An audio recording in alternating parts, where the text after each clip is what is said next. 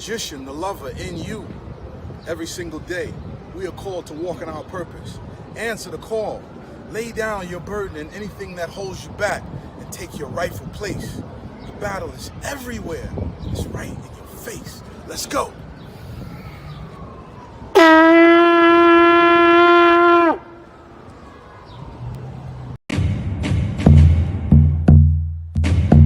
Welcome to Magnets, Crystals, and Pyramids. Success is your destiny. Yes, love, wisdom, power. Remember, always who you are. Yes, yes, I am love, wisdom, power. Yes, yes, I am love. Yes, power. Yes, I am love, wisdom. Yes, I am love, wisdom, power. Yes, yes, I am love, wisdom, power. Master. Yes, I am. Yes, love, wisdom, power. Yes, I am. Say to yourself. Yes, I am protected. Yes, I am master. I am relaxing.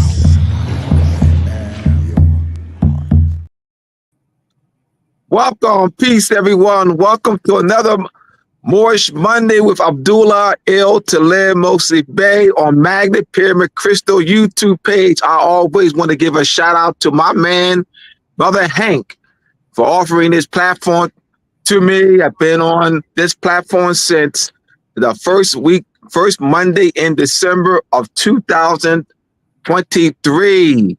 I have a special guest with me. He's been on before. I think it was a month before the conference, 2 to 3 weeks before the Moorish Political Unity Conference here in Philadelphia on May 18th of this year. He was one of the keynote speakers. And as I had all the keynote speakers and the panelists on this platform leading up to the Moorish Political Unity Conference, I'm very excited. I've known the brother for 7 years. He will say 100. All right. So 7 years, and it's grown into a very wonderful friendship. We have had countless hours of studying together, and he's grown immensely over that period of time, and his knowledge of the true meaning of Masonry. And so today's presentation is titled, the astronomical and mathematical origins of Masonry / Freemasonry Part 1. Al-Kanan will be doing this series. This will be a monthly series. We have not determined what particular Monday he'll be on as of yet, but this will be a monthly series for El-Kanan. So once again, this is part 2. El-Kanan, to let the people know who you are. This is your second time on this platform, and give us some background. All right. Well, my background. I'll give the Masonic affiliate background. I started off in Masonry in, I want to say 1988. And at that particular time, I was just curious. It was just about curiosity. I started off as a first degree Mason, and I was enjoying it. I was like, man, I'm in. I was on a college campus, so at the time when everybody was just getting into organizations and doing stuff, I was like, all right, well, let me go ahead and get started. Moving forward, years later, what ended up happening is I ended up leaving school from the South, and I came to the North. And for a few years, I was just out of it. I just kind of chilled a little bit. And what I ended up doing is coming back to Masonry again. And at that particular time, I was a master Mason at that particular time when I left school. But when I got back to, when I got back to my state of Illinois, city of Chicago, I got myself involved again. And I started moving up the ranks, you know what I'm saying, based off of knowledge and based off of other things that I was involved with Nation of Islam and other organizations. I ultimately became Worshipful Master, which in the lodge is the local house. And then after that, I moved up to Grandmaster, and then ultimately past Grandmaster. And within that time, when I was before I was a Grandmaster, I became a 33rd, and then started going through different degrees beyond the 33rd. So in my travels, or after my travels, I would say, I ran into Abdullah. And well, I just say Abdullah El Talib Mosi Bey. You know, there's a lot of Abdullahs out there. So I just wanted to make that clear. But I about 7 years or 100 years, either one of the two, I'm not sure. Me and Abdullah actually got together, and we blossomed into a very good friendship. And hey, what can I say? And I started learning informations and start making comparisons when Abdullah was talking to me, and I was talking to him about Masonry. He was saying, well, brother, this is our culture. You know, this is not just some organization that you join. So we started getting into it. We started talking. And I was like, wow, man, this is something else. So this will be a great pleasure for those individuals who are Masons, and Eastern Stars. Of course, I'm going to talk about Eastern Stars as well with the sisters, because I don't want to leave the sisters out, you know. Abdullah's been forcing me to say, look, man, just get it going, get it going, and then we can just keep on moving from there. So this is going to be the beginning of getting it going, right? So we're just going to do some light touch points today. And I'm a school teacher by trade, and like videos, I like charts and the whole 9 yards. And I didn't get a chance to do my videos and my charts and everything like I wanted to, but I'm going to ask this if this is not going to be off centered here. So first of all, let me just answer that as the moderator has asked me, tell me a little something about myself. So that's the little about myself. And then I'm going to ask a question in a minute here. So Abdullah, let me say, did I answer the question? Yes, you did, brother. Yeah, right. Fantastic. All right. So what I want to ask now, I very much, as a teacher, I've been teaching for over 20 years. I'm going to say even more than that.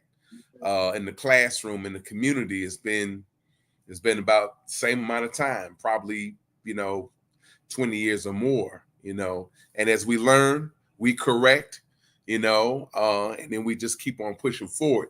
But I want to ask this question, Abdullah, is there a way to put what I do have some maybe some photos and some different things like that. You hit the share. You see the screen share. All right. On your computer. All right. Because you came in on your computer.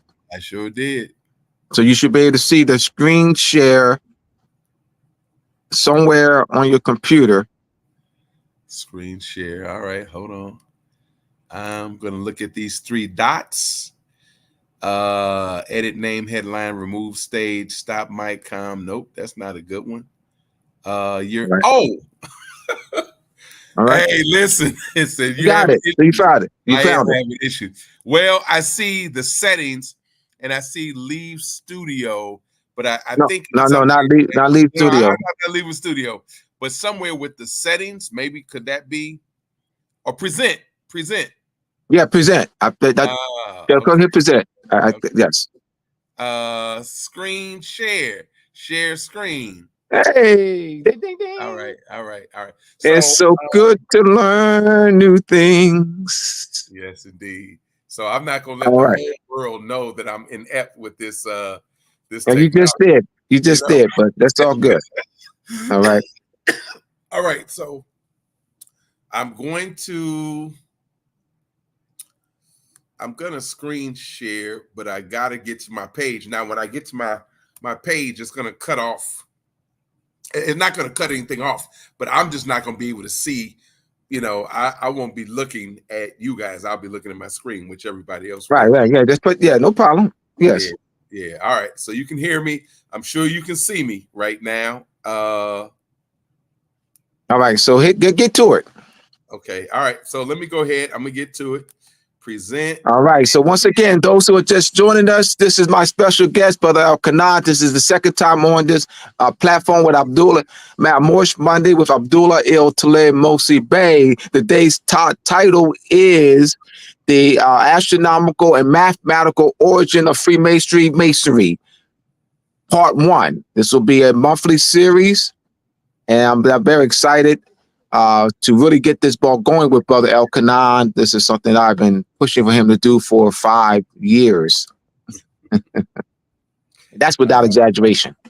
Yeah, that is without exaggeration. And I see we gonna have our battles today here. And I know, I got to get in there. So Got to get my shot in. Got to get my shot. All right, get to it. Let's get to it. Let's get to it. Let me. I forgot. There's one more piece.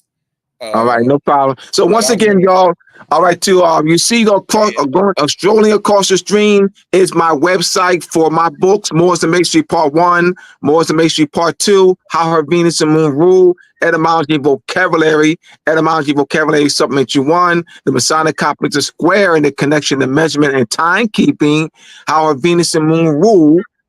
Go to, as you see across the screen, moorsandmasonry.org. Once again, this is my special guest, Brother El-Kanan, 33rd degree Mason, past Grand Master. Good evening, and greetings, peace, family.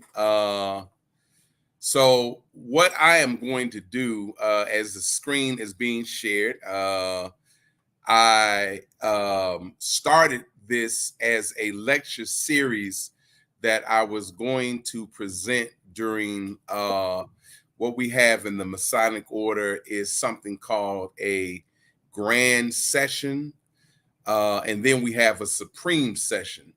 So without getting really too bogged down with that, those of you are tuning in that are Masons, you know what the supreme session and the grand sessions are. This one happens to be a lecture that I was going to do at the supreme session. This was back in July from the 7th to the 11th, and this was in 2021, but it never really kicked off. So I'm going to go ahead and present it for the first time now here on StreamYard. So what I want to do, and I just want to kind of break it down for you real quick, and I won't be long with you, but I just want to break down a few topic items real quick, and then I'm going to go into more conversation about that as the months go on. So again, this was a lecture that I was going to do during one of our sessions, and I'm going to talk about the seasons. The way I've broken my lecture down as the seasons, 4th of July. Then I'm going to talk briefly about the symbols, which I'm going to do a lot more with that the next time that we actually talk. And what I may focus on today is a little bit of math and the meaning behind some of the math, anyways. And then I'm going to touch a little bit on the moon. And then I'm going to dive right into, I'm going to get into the math a little bit more, and then what some of the tools are and things of that nature. So this is going to be kind of more of a brief overview to begin the lecture series, because that's the way I kind of set it up. So let's look at this here. First of all,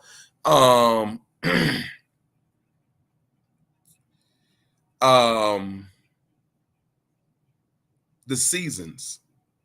So when we talk about the seasons, It's not on the screen yet, Alkanar. it's not. Oh, because mine says stop sharing. So hold on. What about Here it now? is. It's coming. It's coming. Here we go. Okay. All right. My man. All right. Sounds good. Now I got to do one thing that's really major for me is I got to fatten this thing up, or I've got to enlarge it. So let me do that. How about now? Are we good? Hank, is that good? Brother Hank. I think so. Yeah, That's not good enough. You got to increase. You have a Mac or PC. I have a PC. Okay, you got to amplify your view. Yeah, you got to zoom in so that everybody can see what you have. No, I'm with you 100%.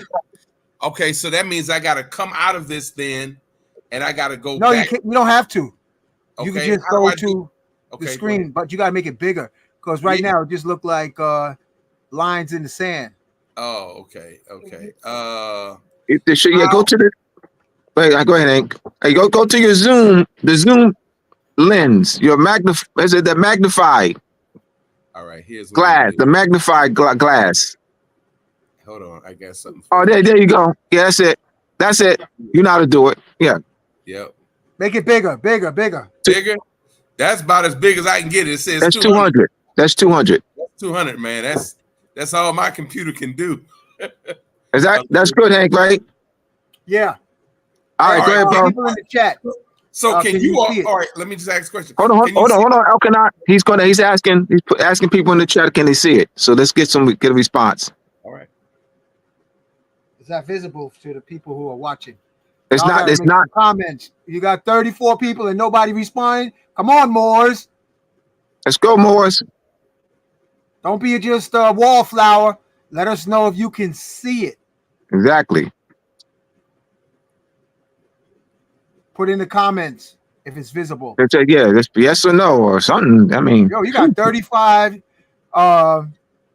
shy Moors. Oh, you only got one more responded. There should be at least 20 replies. They're saying it's good. All right, let's go. Wake up. All right, go. All right, looking good. You good, bro? Can you see me right now? I mean, can you see the? We don't need to see you. We don't need to see you. Yeah, go ahead, bro. We don't need to see you. You good? The screen is it big? Yeah, the screen is what we need to see. Yeah, not you. Right, that's cool. All right. So I'm gonna, since you see all of this here, I'm gonna go ahead and read it as it is. So Las Vegas Supreme Session, July 7th through 11th. The Albion doesn't have perspective or a knowledge base. They have a distortion. Now, the meaning behind that is that everything that we have as far as our history is concerned as Moors has been distorted to some level or degree, especially when we get into talking about Masonry.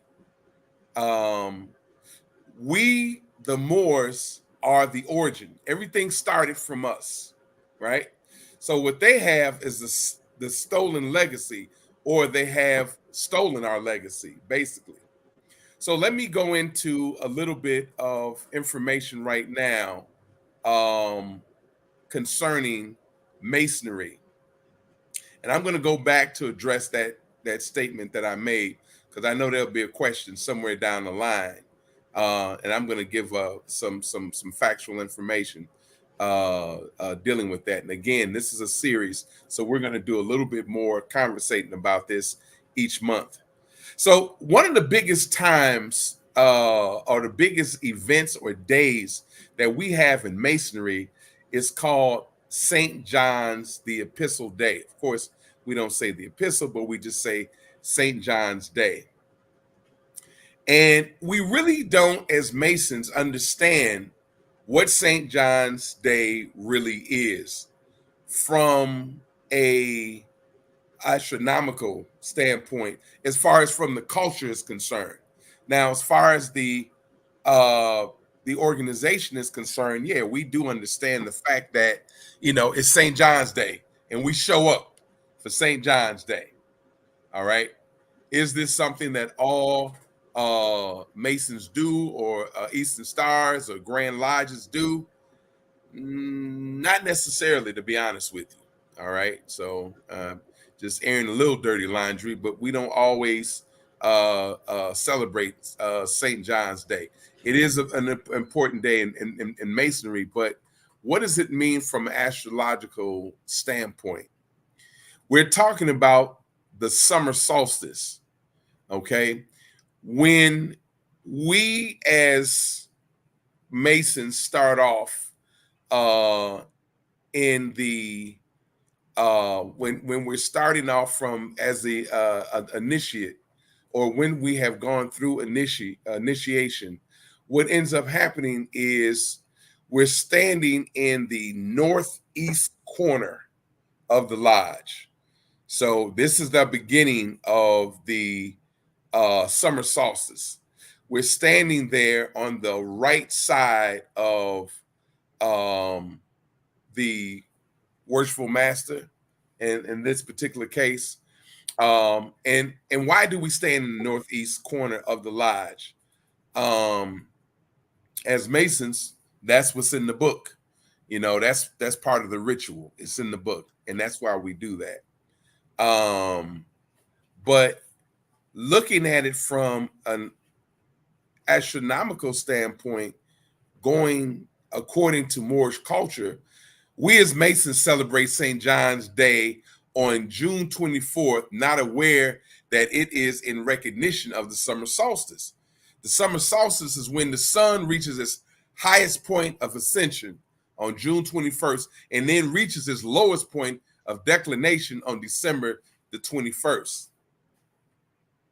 The position of the sun in the summer is a season where the sun is at its highest point, giving sun rays and providing light and life.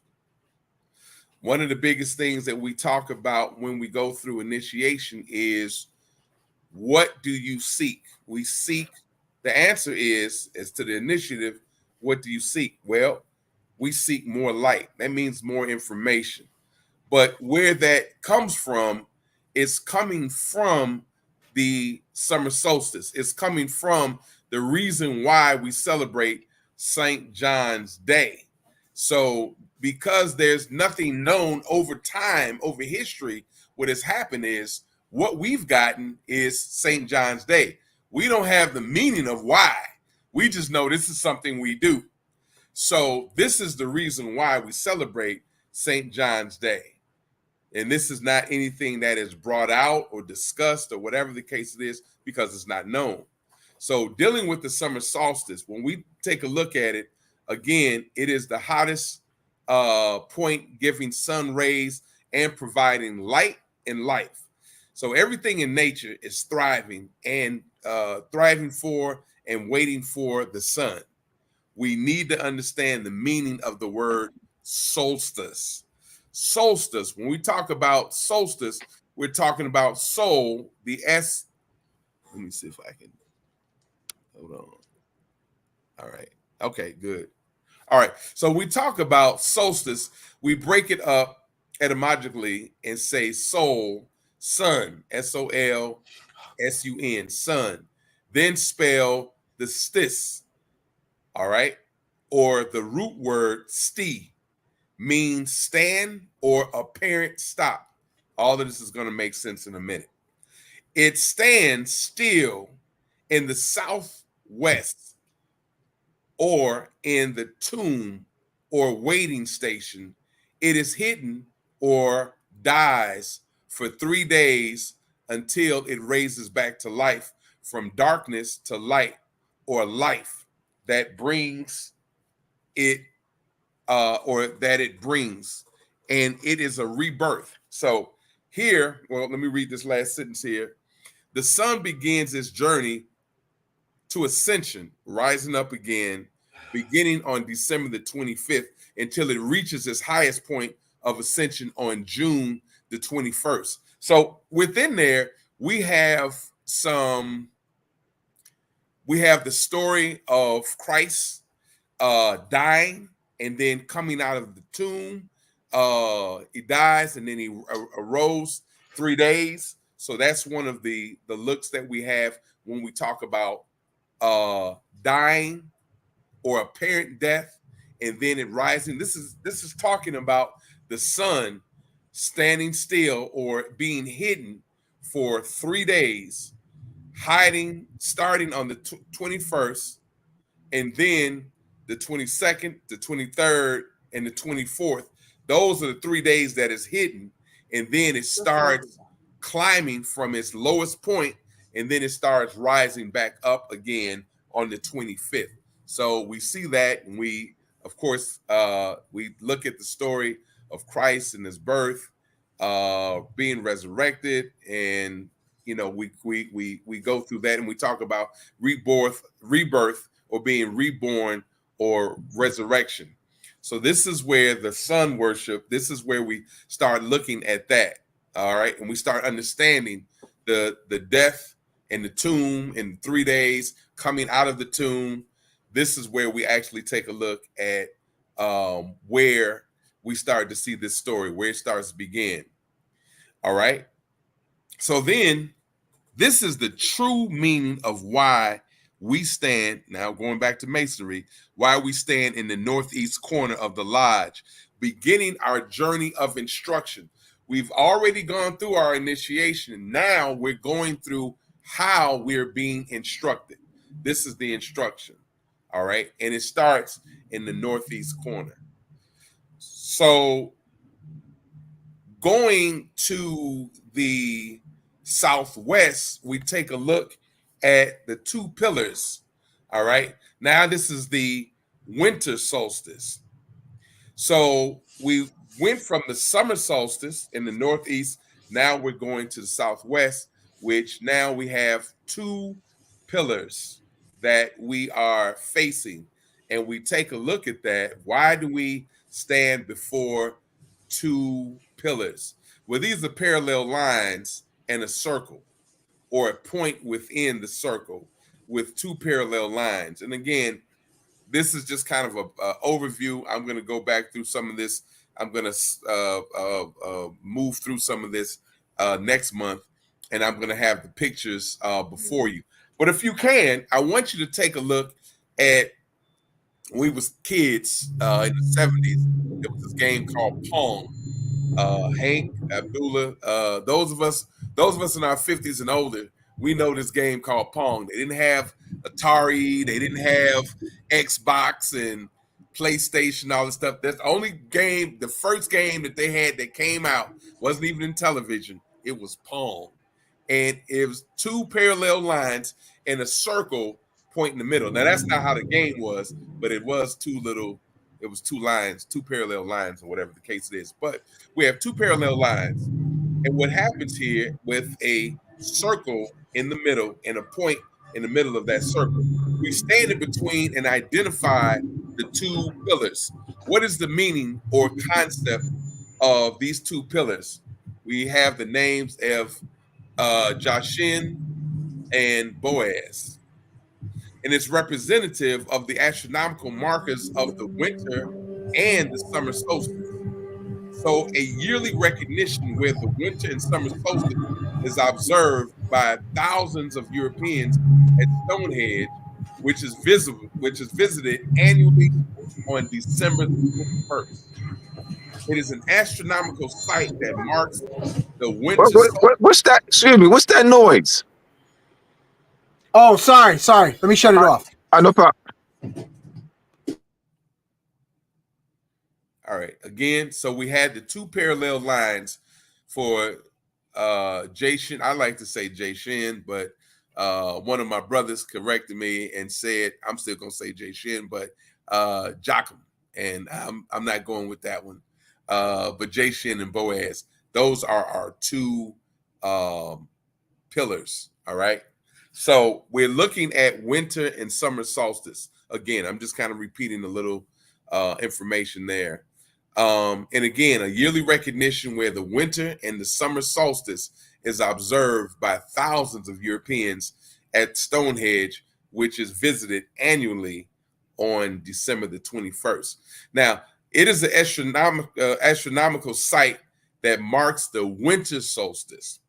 Okay, so Stonehenge, prehistoric stone circle monument, cemetery, and archaeological site on Salisbury Plain, about 8 miles north of Salisbury, Wiltshire, England. All right. So that is the location, and this is the observance of the winter and summer solstice. All right. So, and it's a monument. It's a big monument. Everybody, or most people, or quite a few people, know of Stonehenge, and you see these like what do you want to call these? They're stones that go around in a circle. They go around in a circle, and then there's a dial like in the middle, like a time dial in the middle.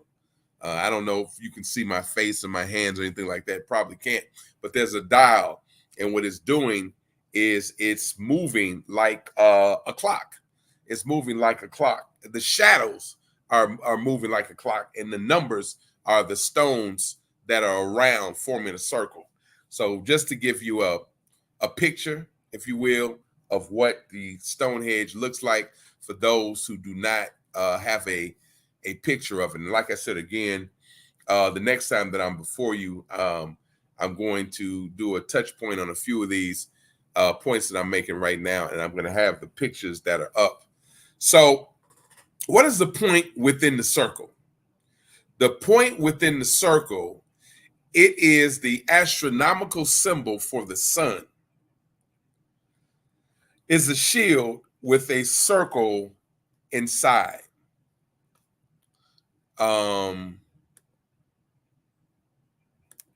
Sorry, I had something that was covering my screen now. All right, so some believe that the inner circle or boss represents a central sunspot.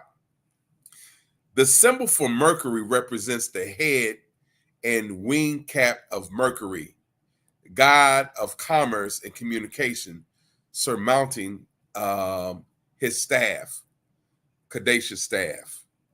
The circle is the earth revolving around the sun, casting its shadow off the stones or pillars to mark the seasons. So again, the reason why we have, when we take a look at Stonehenge, okay, again, we have this, looking at, before that, we have the two pillars, Jachin and Boaz, and then looking past those two columns, we have a circle, all right? And with this, in the middle of that particular circle, usually it's the worshipful master or the grand master. So that's the center. The circle is on the ground there, and we have Jachin and Boaz. Just giving you guys a little look into masonry, but that's what I saw in the lodge, right? And that's what Masons see in the lodge. But the understanding of what that is, is talking about the sun, which is a shield within a circle. We look at Stonehenge as the markers, the stones that are around in a circle, at the headstones, like in the graveyard, that are around the actual sun, like in the middle. Like I said, it's the sundial that's in the middle, and you have these headstones that are around, forming a circle. And they're not always headstones. They could be boulders, you know what I'm saying? They could be round boulders or whatever the case it is. And then you have your sundial. So that's what we're looking at when we see the two pillars and we see the sun in the middle. And I'm trying to go through the explanation because they're Masons that will be seeing this. And I'm giving you the understanding of what it is that you're looking at when you're in the lodge. For those of you who are not in the lodge and who are looking at this as Moors and as just you're unconscious of the fact that you are a Moor, then this also is an explanation of what you're seeing as far as Stonehenge is concerned, and where we start looking at the winter and the summer solstice. Okay. The circle, again, is the earth revolving around the sun, casting its shadow off the pillar or the stones, marking the seasons. Now, this is going to become very vital in a minute. So this is a build up here. So when we start off in the beginning in our organization as Masons, our journey of what we call an EA is in his period of season. It's a cycle that he goes through, right? He goes through till he reaches a journey, a dead level to a living perpendicular. So you're at a horizontal, and then you're risen up to a 90 degree, because perpendicular lines form. Well, I didn't need to say perpendicular lines form right angles, but going from a horizontal coming up to a vertical, in this particular case, forming what we would call a perpendicular, and that's forming a 90 degree angle. One thing about it with Masonry, there is a lot of math, but it's coded. It's in code. So now the newly initiated brother begins that begins is in darkness, seeking more light. He begins his path, a journey to seek more light, standing in the northeast corner to receive instruction, and is separate from the ritualistic part of the ceremony. Just as the sun reaches its lowest point of declination on December the 21st and is hidden, apparent, or appears to die, then he is risen after 3 days. Now, this is when we go now into so I skipped over a little bit of things as far as what happens in the lodge, but what happens is, at a certain point, what happens is you're risen up from a dead level to an upright perpendicular. So this is the symbolism of, again, the sun dying for 3 days, 1st degree, 2nd degree, 3rd degree, and then where it appears to die, then is risen after 3 days, much like our symbolic lodge, where the EA, the FC, and the MM, 3 stages of learning in Masonry.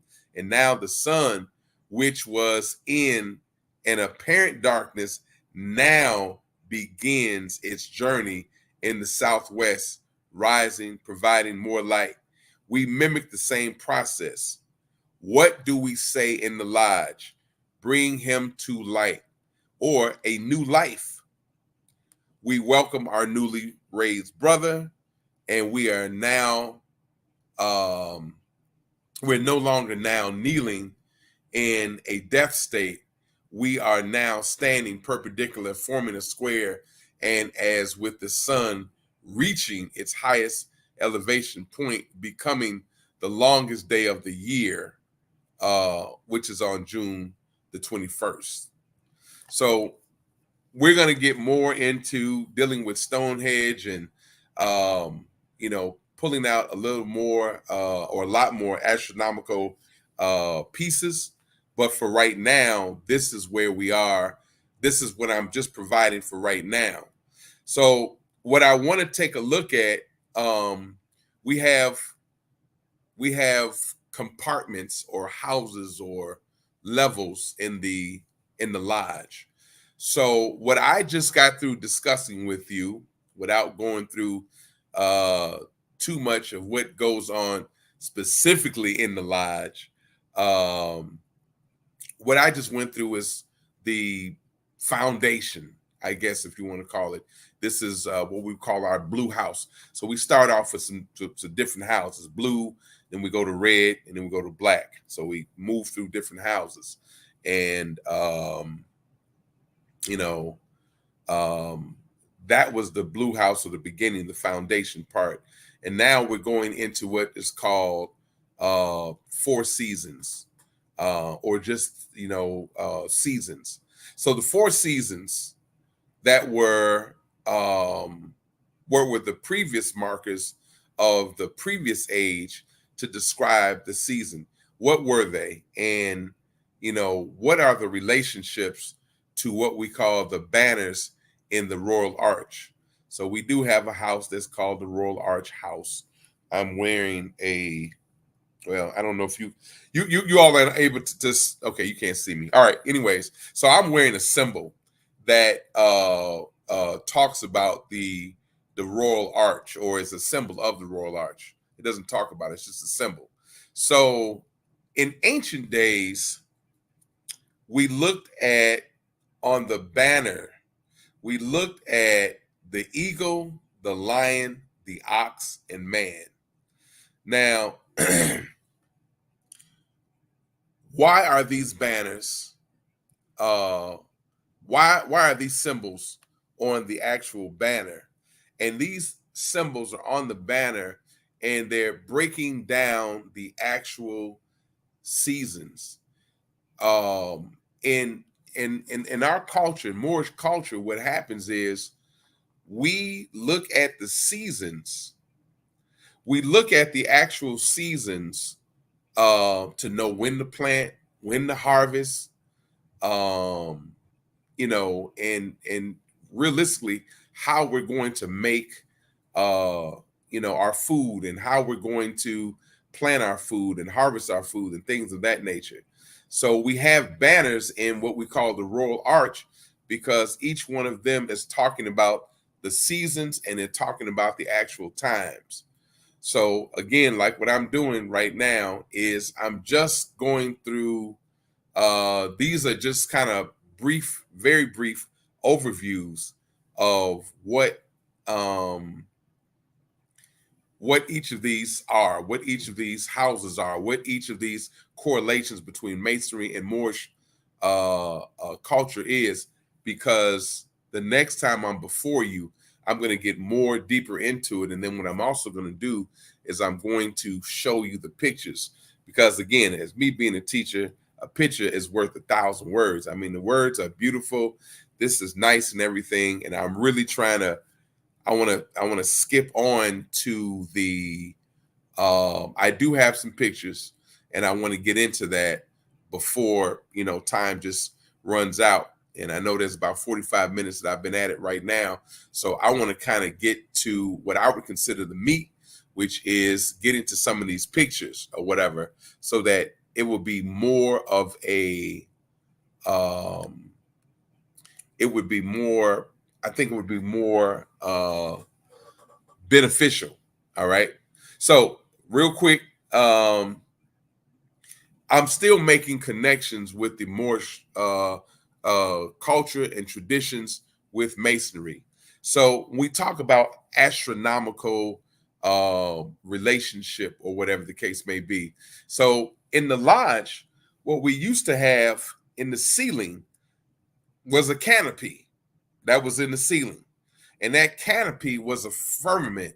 And in that firmament, it was depicting the sky. And it tells an astronomical story. So what is the story and how does it relate to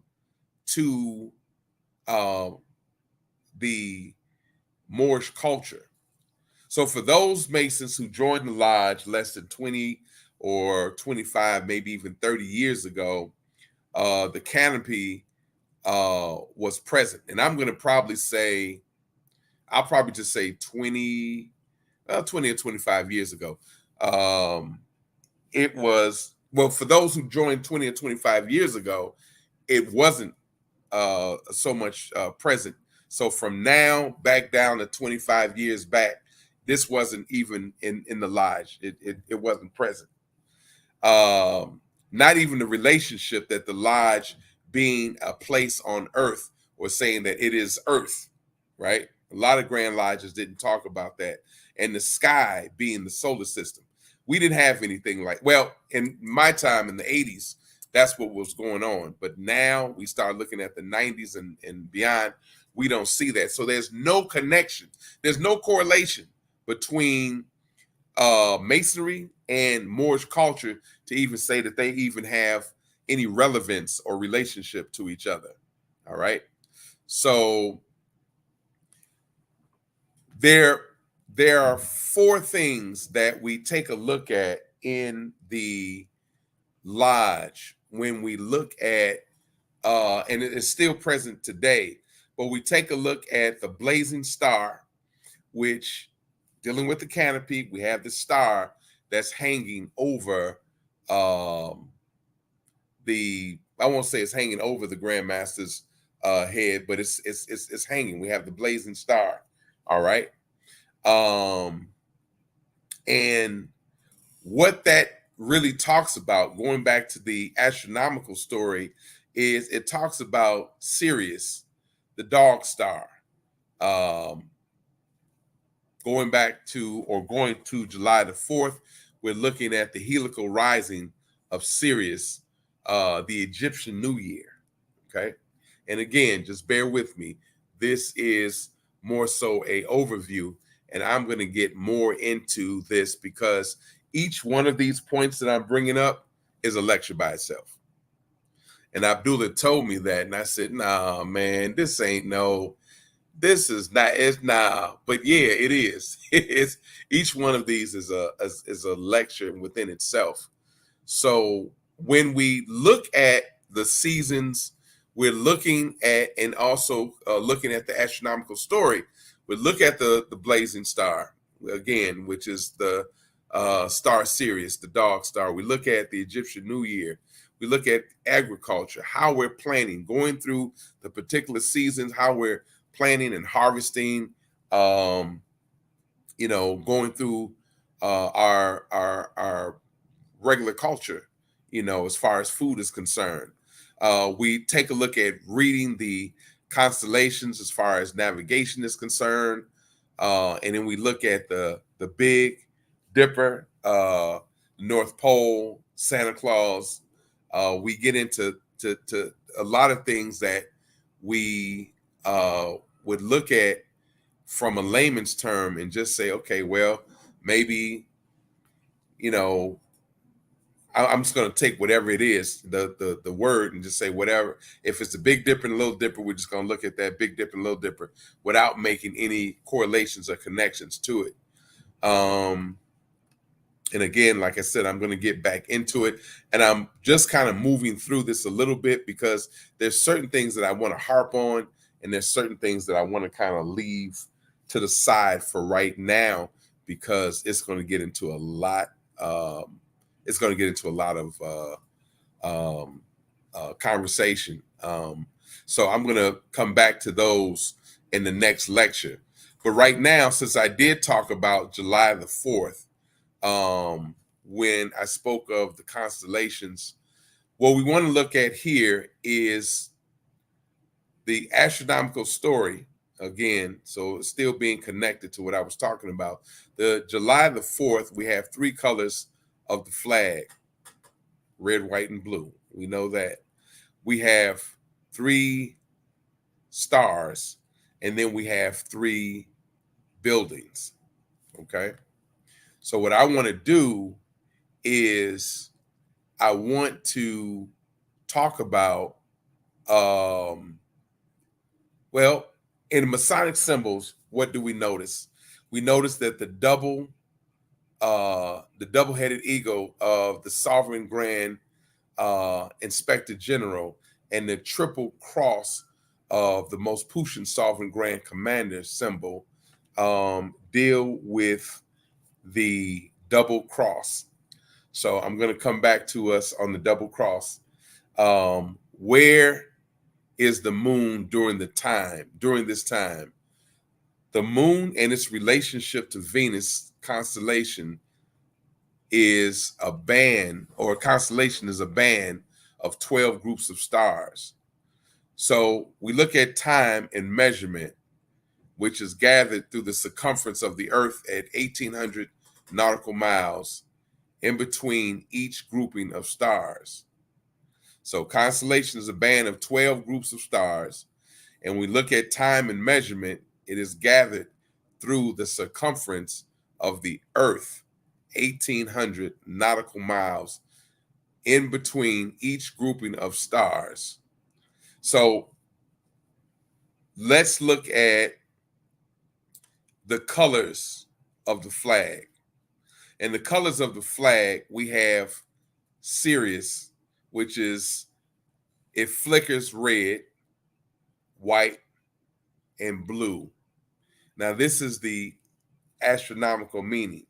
What it means is that the angel number 357 or 357 represents the harmony coming into your life, as well as the integration of your past and your future. So being thankful of this gift of the angels, what the angels have bestowed upon you, hopefully something positive is on the horizon. Moorish culture is being preserved in the name of the Star Spangled Banner. When you have the Star Spangled Banner, it's preserving our Moorish culture. And like I said again, there's certain things that I want to get into, and this one, and I know there's a lot of them that I mentioned that I'm going to get back to, or whatever the case it is. But these, you have to understand, are going into maybe a 2-hour lecture. So just for the basic of it, the 3 3 colors of the flag, as we know, is red, white, and blue. And again, is Sirius that's it's flickering the red, the white, and the blue. And again, like I said, the astronomical meaning, we talk about the angel number 357.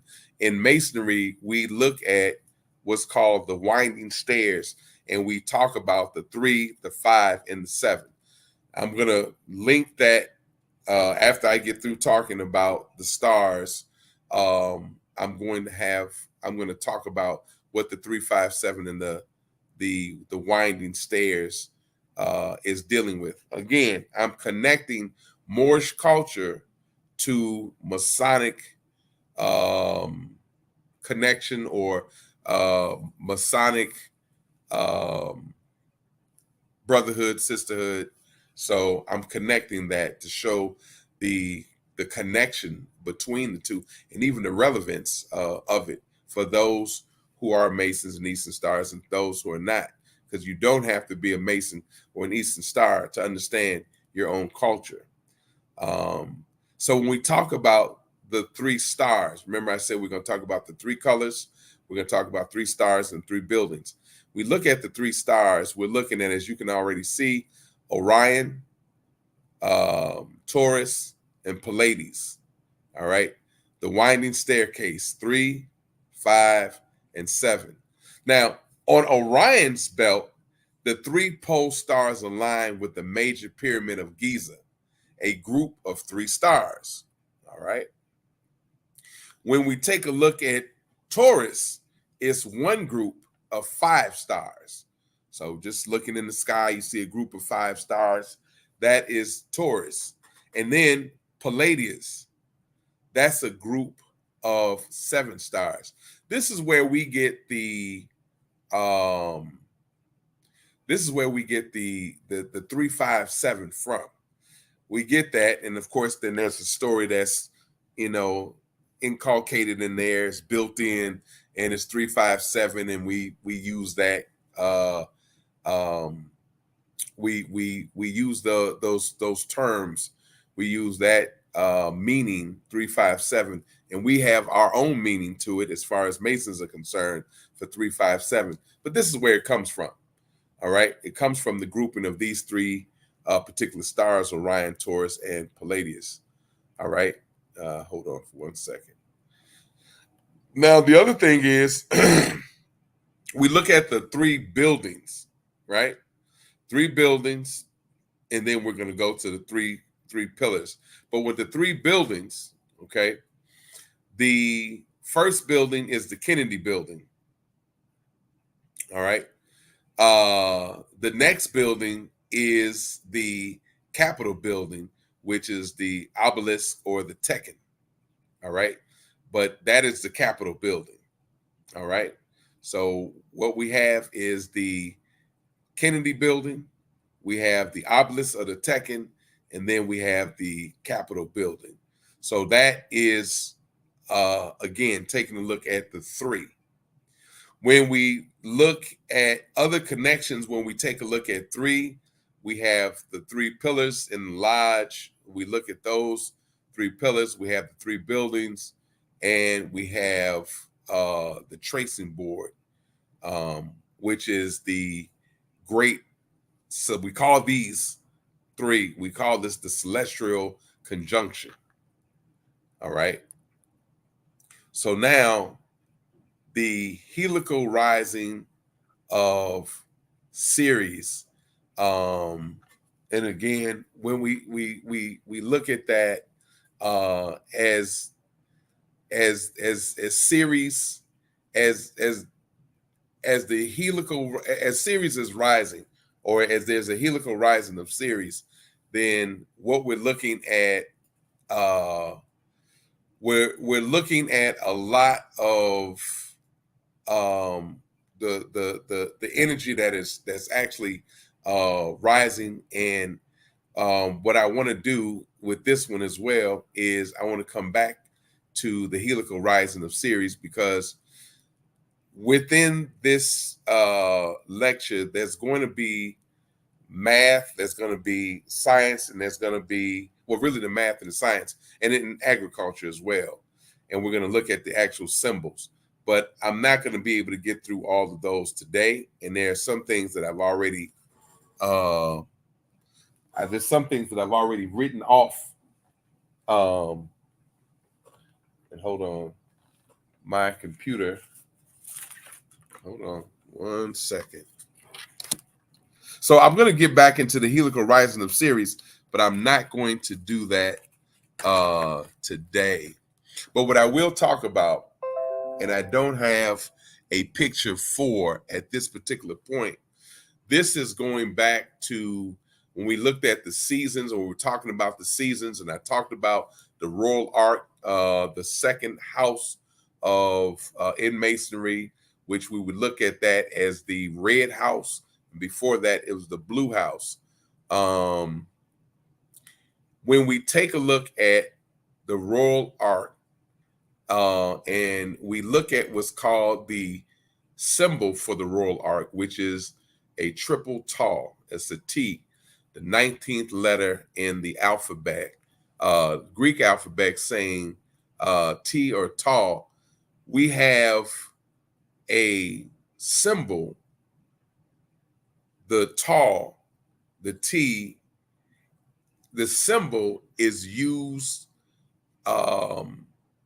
as a measuring tool to measure floods, and it's called the nilometer, and it's placed within the shaft, and is a measuring tool to be able to measure floods and have record of how high or how low the waters flow and being able to predict the floods by use of calculations and mathematics, and being able to predict famine and the next flood. So the math and the agriculture are connected to each other, because again, we not only need using this nanometer, it's not only used to predict the floods, but it also is able to predict if there's going to be so it's kind of a high and low, saying if there's going to be water, too much water will flood the crops, and then it will drown the food, and then you won't have any food, or drown the seeds, or whatever the case it is, or it'll be a famine. So the nanometer, again, looking at the Moorish culture and understanding, looking at tall, which is a nanometer, right? Which is grading or determining if you're going to have harvest or not. This is something that is a culturistic, a Moorish culturistic thing, or tool and knowledge that would be different in Masonry, because in Masonry, we don't know that. We just know that tall is, it's just three, it's three talls or a triple tall, and that's a symbol that we wear. So we want to kind of make the connection here and say, well, let's just break one of these talls down. The tall also is, or the T rather, the T is the 19th letter in the alphabet, and we do a triple tall. We're taking a look at 19 times 3, which is 57. Now we start going into looking at measuring or looking at a degree, and looking at looking at degrees, and what is the 57. And I'm going to get into the math of this in a minute. Looking at symbols, which we just came out of tall, which we're going to get into quickly in a minute. The Royal Ark, one happens to be one of my favorite houses, and I like dealing with the Royal Ark. Again, I wanted to present with you guys a lot of pictures, and because I don't have that, that's why I'm kind of jagged right now. I'm kind of rough because I like presenting. I don't want to just give you words. I want to have pictures, and that's what's kind of throwing me off a little bit. But I'm going to go through here. Let me see, it's 7:03. What I want to do, and bear with me, guys. And again, I don't get down to these pictures, and I know you guys are able to see my screen. And it's good information that's here that I want to talk to you about, but I want to, and I did talk about the winding stairs here, but what I want to do is, instead of just doing an overview of certain things and then reading a lot, that is boring in my eyesight. So what I'm going to do is I'm going to go to the math. That's my forte, but that's also where I have the pictures. All right, let's go right back up here so everyone can see me, or see the picture at least. Unfortunately, the screen is real big, so you won't be able to see the large shape right here. But there are a couple of things that I want you to kind of focus your attention on, so at least you're able to see a picture. So that can wake up some of you guys who probably fell asleep, because I don't like lectures where it's just talk, no engagement. So what I want to do is show you the design. Now, this is black and white, as you can already see, and it's a box. It's a big box, and then it is two smaller boxes. Well, let's use the proper term. These are rectangles. They look like boxes, but these are rectangles. So you have one on the left side, you have a rectangle. On the other side, you have two rectangles. All right. Sorry about moving it around. You have one rectangle on one side, and you on the left side, right side, you have two rectangles. But within those two rectangles at the bottom rectangle has one rectangle and it has two rectangles. It changes its side, and then it goes and it has two rectangles, and then it goes smaller and smaller and smaller. All the while, you have this spiral. You got this spiral formation. So in this spiral formation, what's happening here is the boxes or the rectangles and the spiral, all of that is what we call the Fibonacci code. All right. So you can see it down here. I don't have to necessarily show it to you, but you see it here. It's the Fibonacci spiral or the Fibonacci code. You see the spiral is the line that's going kind of in a wide kind of circle or a spiral spin. And you look at the numbers. 1 + 1 is 2. 1 + 2 is 3. 2 + 3 is 5. 5 + 3 is 8. And it keeps on going down like this. Now, this is something that's true in nature. This is the creation. This is creation. The Fibonacci code is creation, and this happens in our body.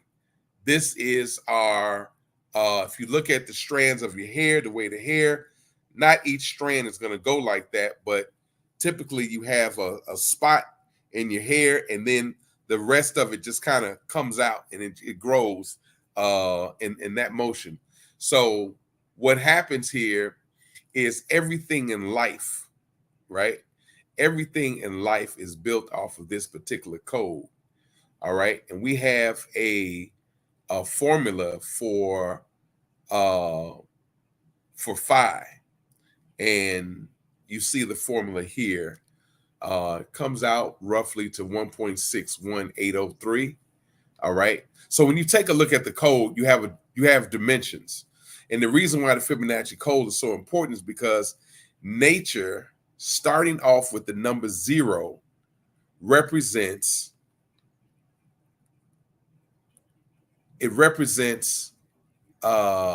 0 dimension, which is space.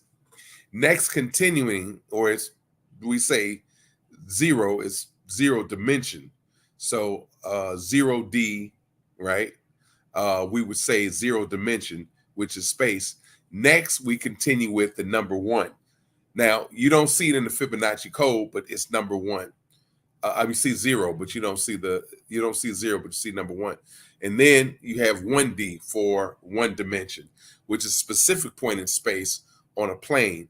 2D represents 2 dimensions. Now, I'm going through this meticulously for a reason.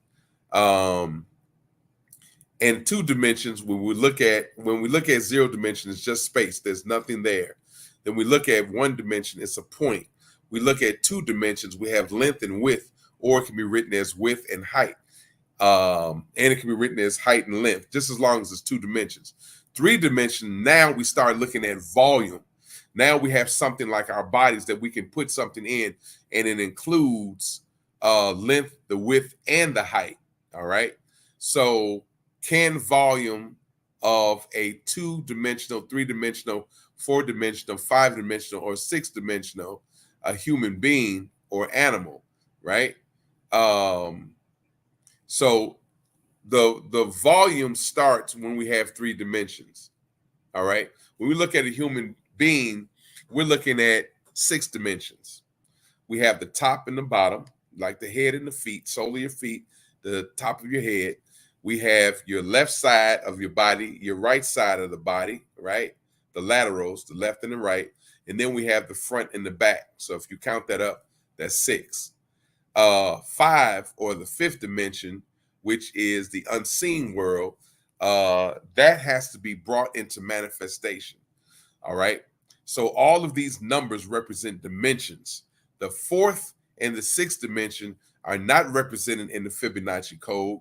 The 4th dimension is the time continuum. Time goes on and on and on and on within the fourth dimension.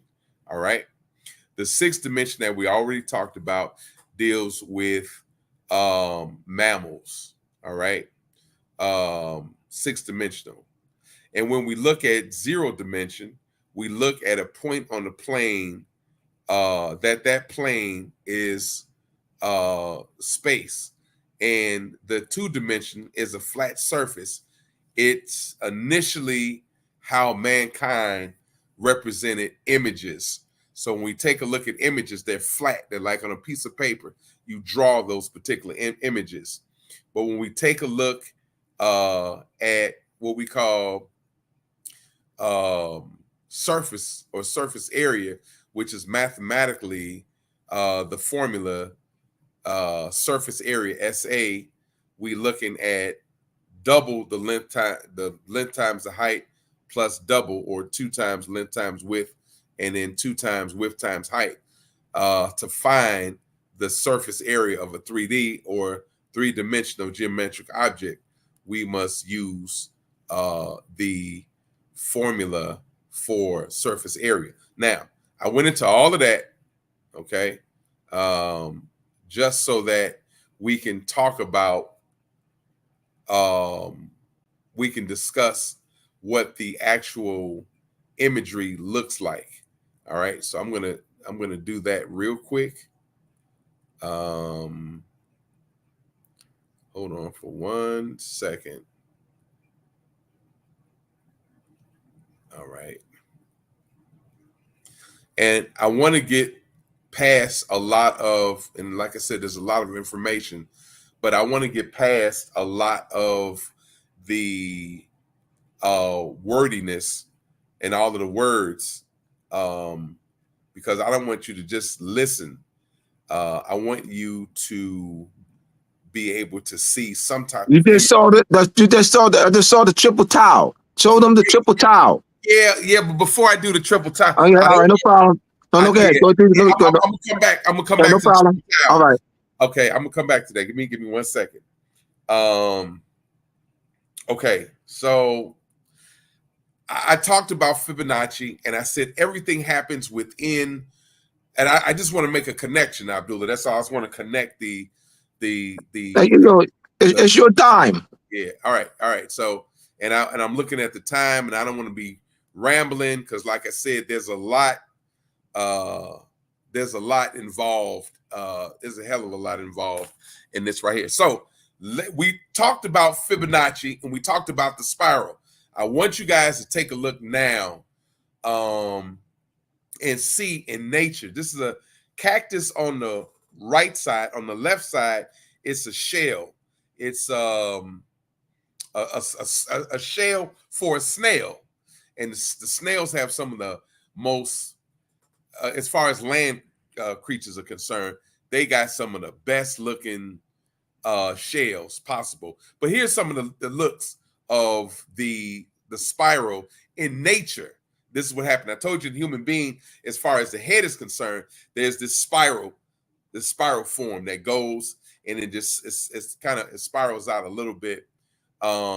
Here is another here in mathematics. Now again, we have when we take a look at, let me see, did I do this one? All right, so I kind of moved around a little bit and I'm trying to move this. So and like I said, I kind of skipped around a couple of things because I don't want to, be wordy. I know as a student, when I'm listening to my professors or principals or whatever the case is, and they're talking, I'm just like, oh my God, can I just go back to my classroom? But I'm only saying this because I want to make this, even without people being involved and communicating, it makes it kind of tiring just hearing the words, but even more so, if I'm just talking the whole time and you're not involved or you're not commenting or whatever the case it is, then it becomes boring for you. And I don't want it to be that way. But I want you to direct your attention to, there is a spiral. Well, there's not a general spiral. When we look at the dandelion on the left, okay, we are or the sunflower, we are looking at a design. It's a cone shape, and I don't have time to get into the cone right now, but there's a spiral. It's starting from the left side, and then it's going around and around and around. It's going clockwise. It's going clockwise, okay? That's the dandelion that you see on the left side.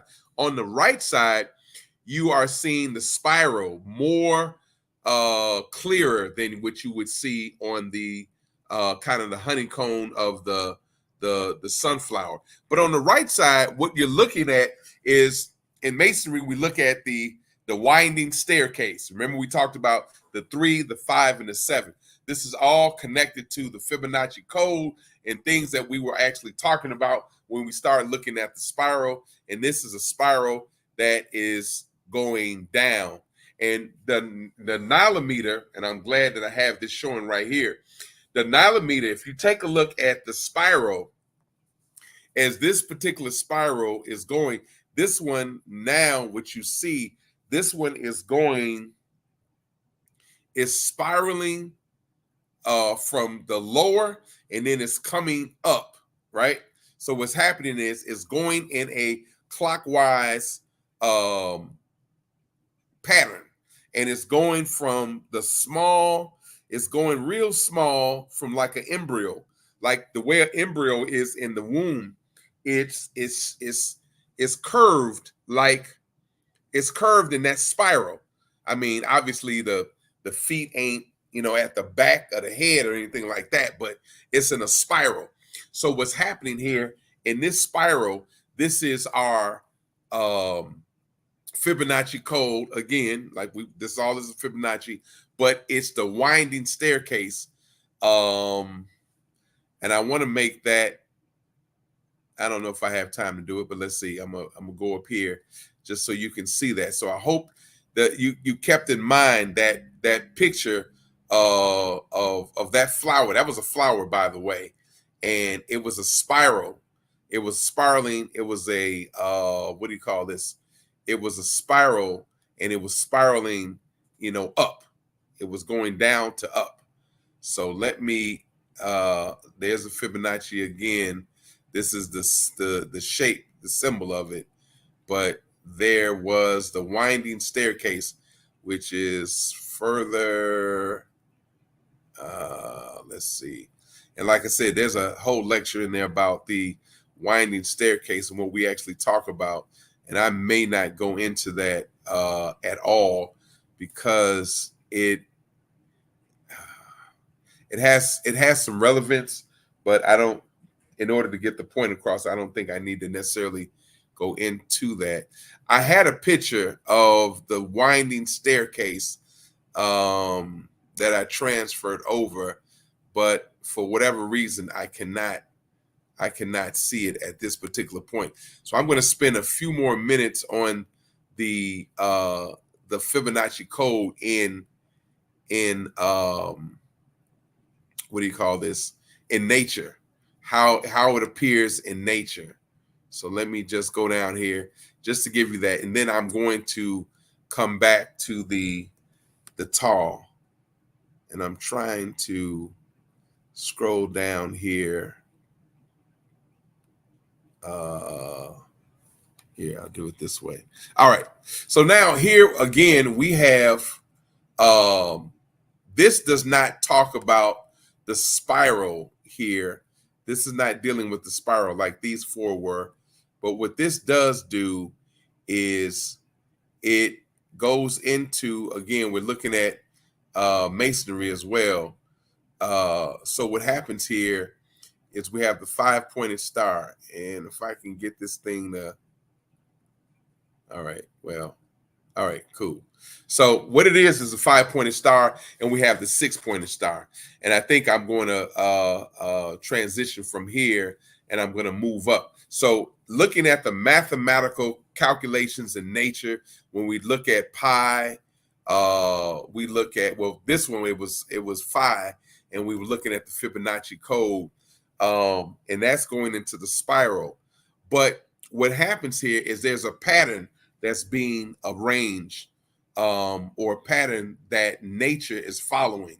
So here, the flower to the left, we have a 5-point star inside an inverted pentagon, and then there's a 5-point star that's outside of it. Now, again, what we're looking at is isosceles triangles, where the two edges are the same length, and then we have a base. So the base, of course, is the bottom, and the two sides are going up. And we have an isosceles triangle. We have 5 of those, well, because it's a 5-pointed star, right? So we have 5 of those. And then on the right side, we also, now this one is a triangle going up and a triangle going down. Now you need to understand this right here, because now what we have is as above, so below. So we have a triangle. We have a large triangle that is pointing upwards, and then we have a lower triangle that's pointing downwards. And then with inside that triangle, we have a triangle that again is pointing up, and then we have a triangle that is pointing down. And encased around that, we have what's called a hexagon. And a hexagon is a 6-sided figure. I'm looking on the right side right now, this lavender flower. I'm looking at not the 6-pointed star here, but once you get inside, you move those triangles out of the way, isosceles triangles out of the way. What ends up happening is you have a hexagon, which is a base at the top, a base at the bottom. That's 2 sides.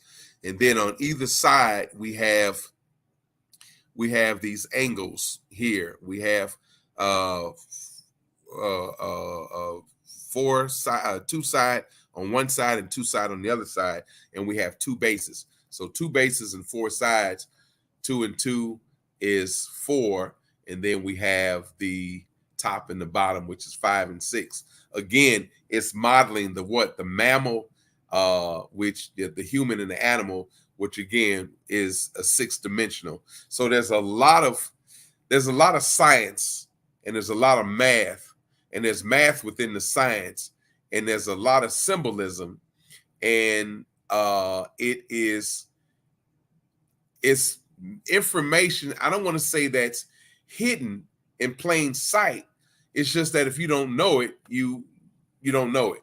Here is another flower here. This flower is at its bloom right here, because I forget what you call this one, but it's the flower that you pick it up and you can just you blow it, and it falls apart. This one happens to have some rain on it, so it's able to pick up these particles. Called a wish. Say it again. A wish. A wish. You say you make a wish, or it is called a wish flower?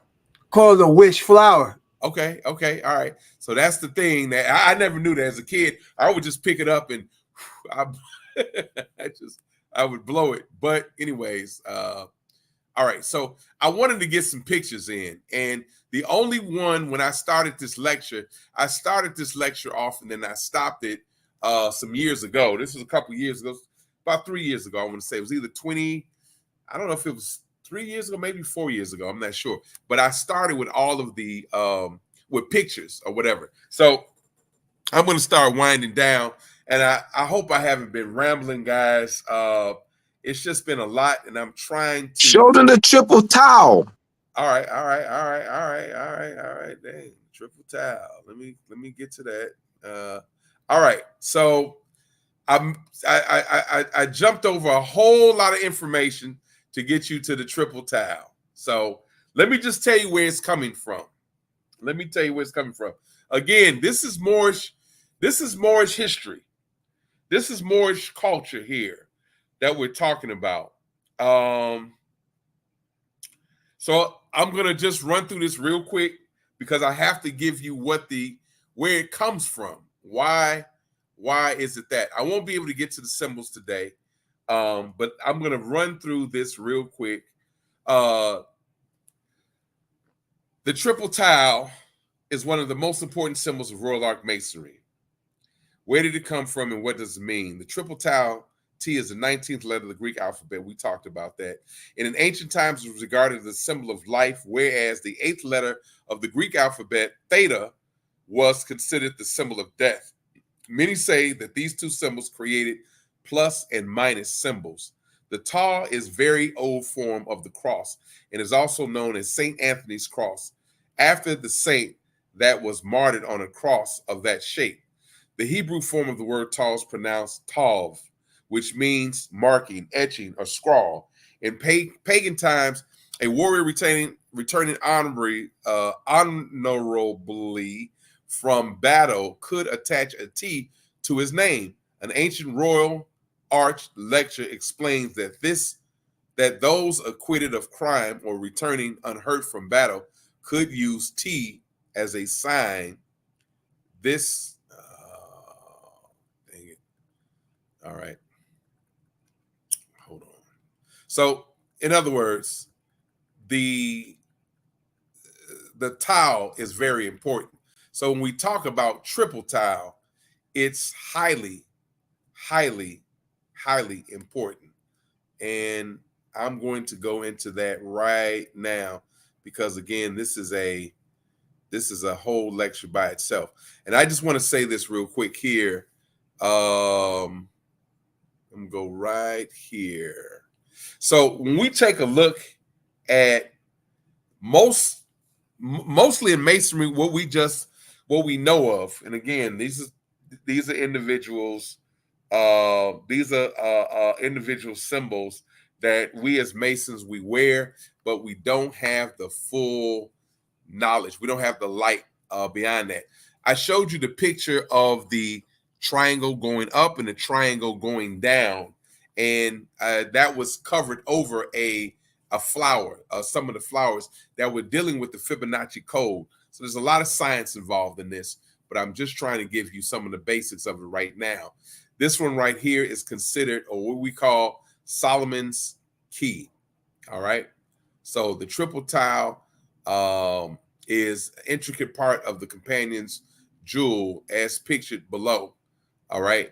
So this is, dang it. So my finger is kind of moving this thing real fast. And all right. So I won't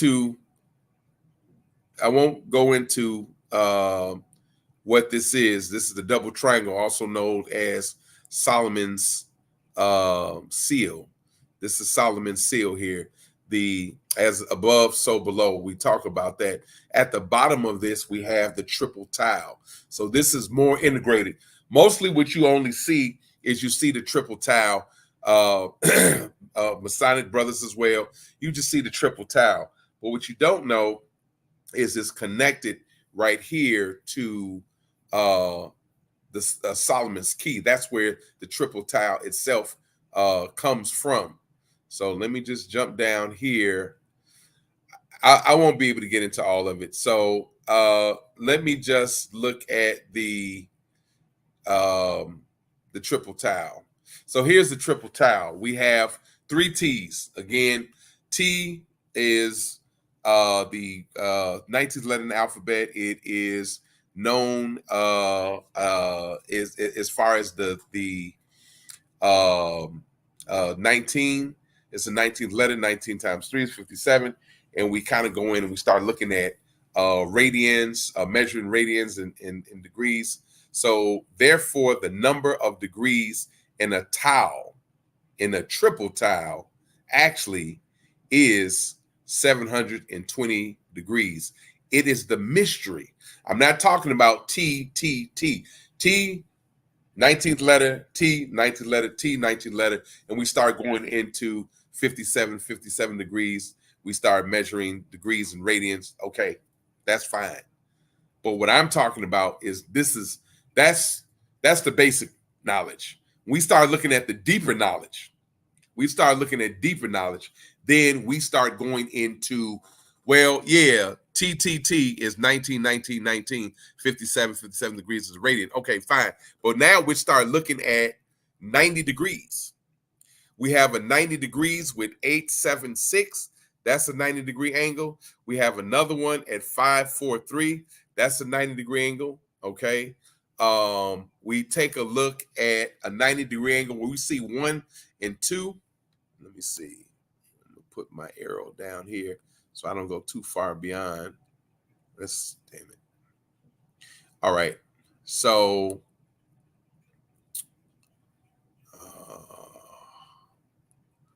I'm sorry, guys.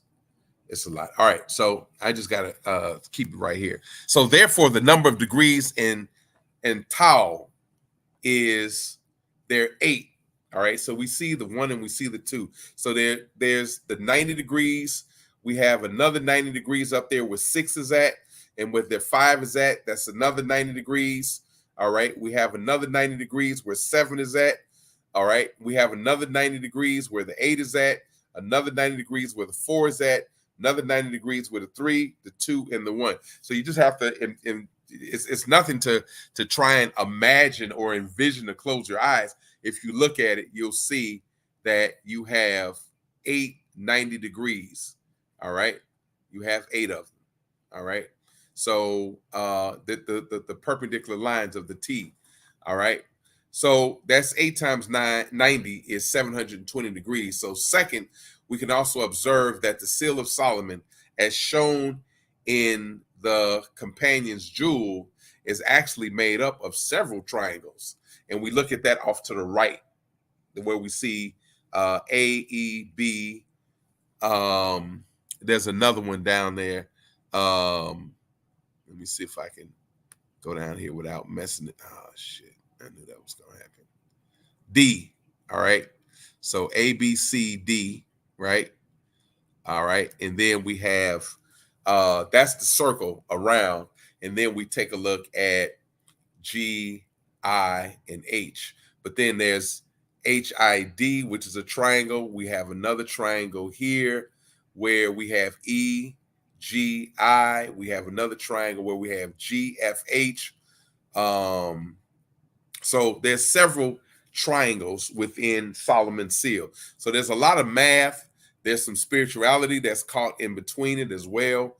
We won't have a chance to get into that because each one of these that I've kind of been running through, each one of these is about 2-3 hours alone. So anyways, the companion's jewel is made up, Seal of Solomon, as shown in the companion's jewel off to our right, is made up of several triangles, which can be marked as follow. ABC, that's one triangle, another one DEF, and then triangle GHI. Thirdly, we learn from our Royal Arch ritual the following. The equilateral or perfect triangle is an emblem of 3 essential attributes of deity, namely omnipresence, omniscient, and omnipotent. And as the 3 equal sides or 3 equal angles form but one triangle, so all 3 equal attributes constitute but one God. Okay. What I'm going to do, that was the triple tau, and it also is Solomon seal. Let me see something. I want to be able to, okay, good. So with this in mind, we can say that one triangle shown in the jewel is made up of 3 triangles as follows. Triangles A, B, and C, which also forms a 4th in the center, and that's triangle D by itself. So triangle ABC is the large triangle, and inside is D. And again, the main thing that we take a look at is as above, so below. And that's not necessarily a Masonic thing. It is, but as above, so below. So whatever it is that you're thinking in your head above, so will you manifest or perform below. All right. So metaphysics, and there's a lot of spiritual connotation, but it's natural. So as a man or woman thinketh, so is he or she. As above, so below. Whatever in your mind is what you're going to put forth in action. All right. So such a triangle, when looked at it in form of geometrical value of its angles, is equal to 60 degrees times 12, which is 720. Because each of these angles, each angle, if we look at angle A, triangle A, the top part of A is 60 degrees. But if we look at all three angles within A, we have 180, and a triangle is 180 degrees. This is what we call an equilateral triangle, because all of the angles and all of the sides are equal. All right. If we do all four of these, then we're going to take a look at 720, because A has 3 triangles, B has 3 triangles, D has 3 triangles, and C has 3 triangles. We multiply 3 times 4, we get 12. That's where the 12 comes from. Each one of these individual triangles within the 3 are 60 degrees. So that's how we get 60 times 12. And that's how we end up with 720 degrees, because each triangle, being equilateral, has 3 60-degree angles each. So there's a little bit of math involved. And again, we don't get quite that deep. But I want to end with this right here. And when I say we don't get that quite that deep, we don't do that in Masonry. We don't break it down all the way to that level. In fact, we don't even talk to this level at all. Maybe in personal little conversations, but no, we don't. That, to be honest with you, I'm capping. We don't even have that conversation. So when we combine the triple tall, now earlier we took a look at the triple tall, right?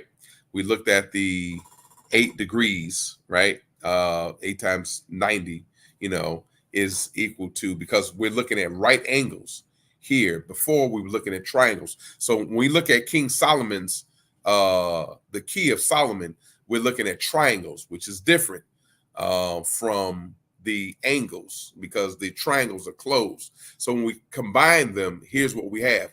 Now we have all the prerequisites to proceed to reveal the 5 platonic shapes embedded in the companion's jewel with the help of the key or the triple tall. This is information, people, that you are not going to get in the lodge. Masons who are looking at this, who will be looking at this, this is something that's brand new. So you want to tune in if you want to learn more about Masonry, if you want to know about the light of Masonry. This is what you want to actually tune into. Those of us and those of you that are Moors, this is your culture. It deals with the agriculture. There's a whole bunch to go through, but unfortunately, they just I kind of ran through some different things because I was trying to get to this first, or I was trying to run to this because we had the pictures, but that's okay. I'm gonna have the pictures the next time, and we go through. I'm gonna show you the banners. I'm going to show you the time frame as far as the agriculture, and I'm going to get into a whole lot more stuff. But right now, as I close in this last 20 minutes,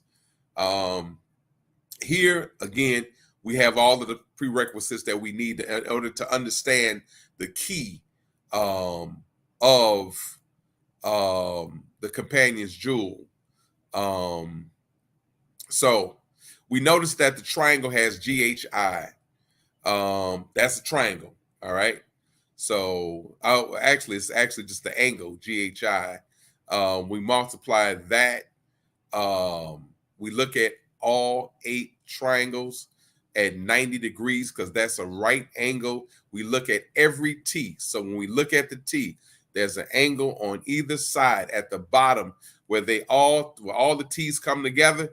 They're forming 90-degree angles. So when you put 90 degrees and you add all of those angles together, you'll have 8 of them, and they are at 90 degrees because it's a right angle. 8 times 90 is 720. So triangle GHI shows 4 equilibrium triangles.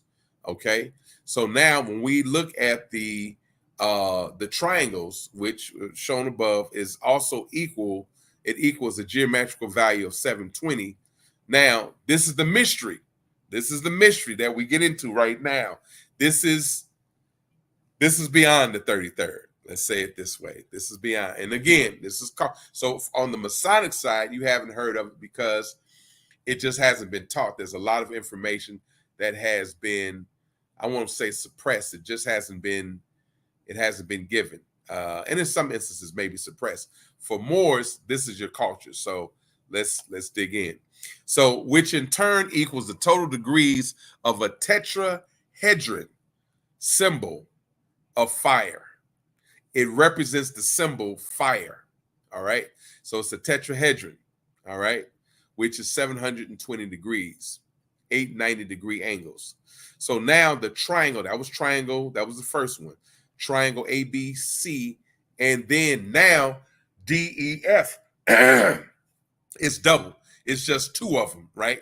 It's 2 triple talls together, right? Or 2 times the triple tall. Again, you won't know this. You wouldn't be able to find this unless it's put in, it's being decoded.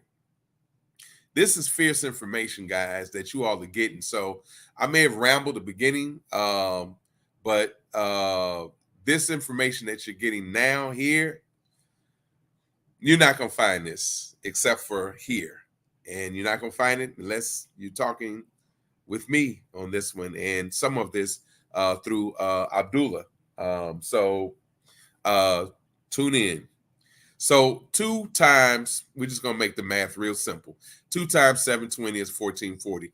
We just have 2 triple talls. So instead of 1 triple tall, we have 2 triple talls. And again, we said the tall was the nilometer, and that was for measuring the floods to determine if you are getting, if it's going to be a famine or it's going to be a harvest.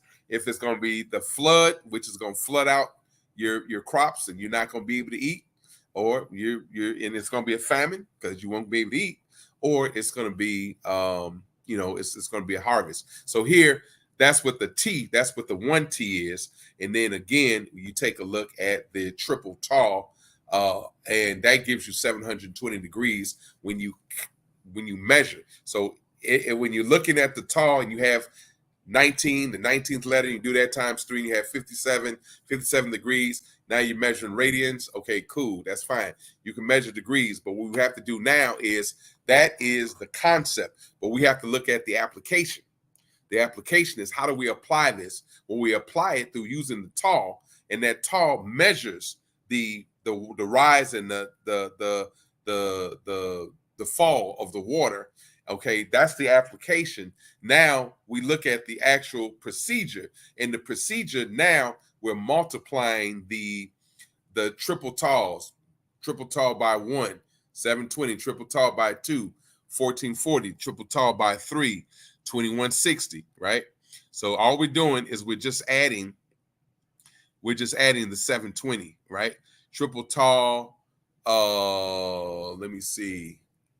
And I don't want to move this. Yeah, that 2160 is an age. 2160, yes. Okay. It's an age. Yeah. But you know what? I'm not going to go into that. I'm not doing it. All right. Well, that's going to be later. That's like I said, and you said this to me, Abdullah, and I take my fence off to you. I agree with you or whatever. That there are several lessons. This right here can run us to, what are we in now? This can run us to next year. So, so we already know that this consists of 8 angles. Oh, wait a minute. Hold on. The triangle ABC, DEF, GHI is 3 times the 720. So that gives us 2160. It is an age, but I'm not going to go into that right now. But what I do want to talk about, though, is 1440 talks about the degrees in a octahedron. hexahedron, which is the emblem of air. The tetrahedron, which is the first triple tall, is fire. And the third 3 triple talls is 2160. Again, 720 times 3 is 2160. Now, this deals with a cube, which is a hexahedron. All right. All this is, now this is coming together. It's got one of my favorite things at it. And shoot, I'm not gonna have enough time. Damn. I'm gonna finish up on this later, because this, I didn't want to get too deep into this one right now, because I have a treat for you with this, but I'm gonna see if I'm gonna do it. Hank, how much time we got, man? Dang, I got Hank to sleep. No, I'm listening, but I think you should give them spoonfuls so that they can all right. You cool. All right, that's good. All right, so I'm gonna do that. Abdullah, myself, give you an open invitation so you can have a series here, so you ain't gotta, turbo blast them and then catch them later. We can have a series however Abdullah sets it up. If it's good for Abdullah, it's good for me. So you're welcome right here at Magnus Crystals Pyramids. All right, so here's what I'm gonna do. I'm gonna end in 13 minutes, because so it's a solid 2 hours. You know what I'm saying? I'm gonna do that. But so you get the point. So we're going through down here, but I just want to do that. So we started with oh shoot, let me see if I can arrow. Damn. Somebody, you know what? The next time I do this, somebody's gonna help me, man. with the computer, man, because this is more than a notion. And I hope if you're listening, Akono, if you're on, hey man, I apologize, man, because we worked together on some whatchamacallit, on some presentation several times, and you operating the computer in the whole 9 yards and reading. Yeah, it's more than a notion, bro. It's more than a notion. So I'm gonna call you when I get a chance off of here, if you're still here, and I'm a personally thank you. You know what I'm saying? So so the first one, when we talk about, again, in order for you to find this key, you have to have the triple tall and you have to have the King of Solomon, the key of Solomon.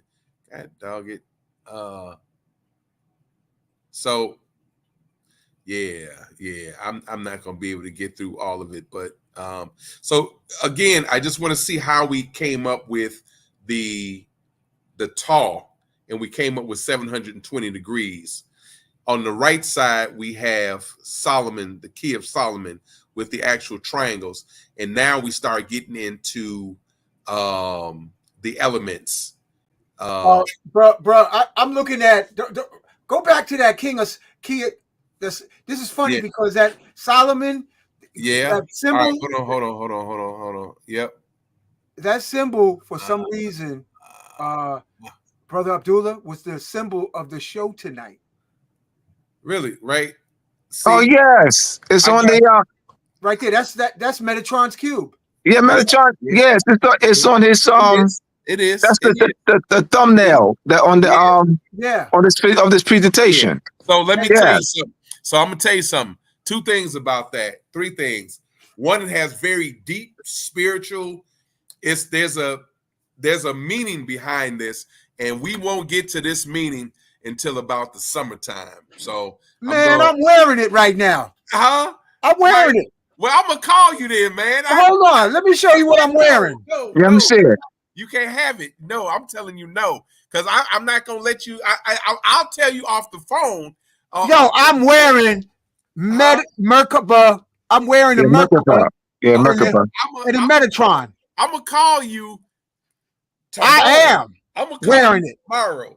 I'm gonna call you tomorrow. And we can talk about it, man. But I don't want to let. I ran through so much of this, and I'm a little teed off because any presentations that I've done in the past, what's happened is I was like, no, we're not gonna rush. We're gonna take our time, and it's gonna be man. I didn't flew through so much. I didn't flew. Abdullah tell you, I flew through I flew, and I'm like, man, Look what I got on. I can't see that. Hold on, man. Hold on. Yes, you can. It's right in your. How, Abdullah? How? I want It's you to right in your face. It's right in your face. how am I? I'm looking at my presentation. I Oh can't. well, you gotta go. Well, no. No, bro, I ain't even. Nope, that's too complicated. I ain't even gonna do that. I ain't even All gonna right. do Let that. me help you. I'm gonna help you for a second. No, but hold on. Listen, Hank. Look, I'm gonna bring it back. Look. All right, I can't. Hold on. So I got to go back over here to StreamYard. Do I got to do No, that? you good. So how do I see it? I can't see it. I can't. He said he can't. I Well, can't. you go back on the recording. Look what else I got on. All I got right. on the Merkaba. Show me in the yes, and I don't know how we'll do it, man. I'll figure it out. The technology part. See, here's this thing. Once I get the technology down, as far as the computer and all this stuff, with the knowledge of the math and the science that I got in my head, I don't know whenever that's gonna happen, man. But I might be flying. I'm just saying, because I see you guys, and I'm jealous because I see you guys working things in the computer and doing this. Me and Abdullah, and I just digress for a minute. Me and Abdullah was trying to get me on Saturday, and I was trying to work the thing for a half an hour, maybe 40 minutes. I was off. I couldn't do anything because I was like, he said, I sent you the code, man. And what you got to do is this and that. It's my ineptness to use the computer. We ate up 40 minutes of time because I was like, I don't know. I mean, come on. You know the old school way of saying, take your time, player. Yeah, take your time. Yeah, thank you. Because Abdullah wasn't going to say that. You know, he just said, hey, brother, just go ahead. And I was like, all right, man. Yeah, take your time with this, man. Take your time. So, all right, I just want to get through this real quick, guys. Please just give me a little bit. Those who can stay. Typically, I wouldn't be doing this. This is a Monday. I got IEPs to write, man. I got lesson plans. I'm not even supposed to be on here, man. But I said one day out of the month. Yes, you are supposed to be on here. No, I ain't gonna know. We're not taking that. Our people need you. Our people need you. Our people need you. You're supposed to be on here. You're supposed to be on here. We're doing this series. I'm going. That's about it. I ain't saying no more. We're doing this series. We'll see you next month. Next month, every month, you're supposed to be on here. Our people need you. The Europeans are whipping our ass. The Europeans are whipping our ass. The Europeans are whipping our ass. We need you. Damn, Hank. You know what? I wasn't even trying to go. I wasn't trying to go there.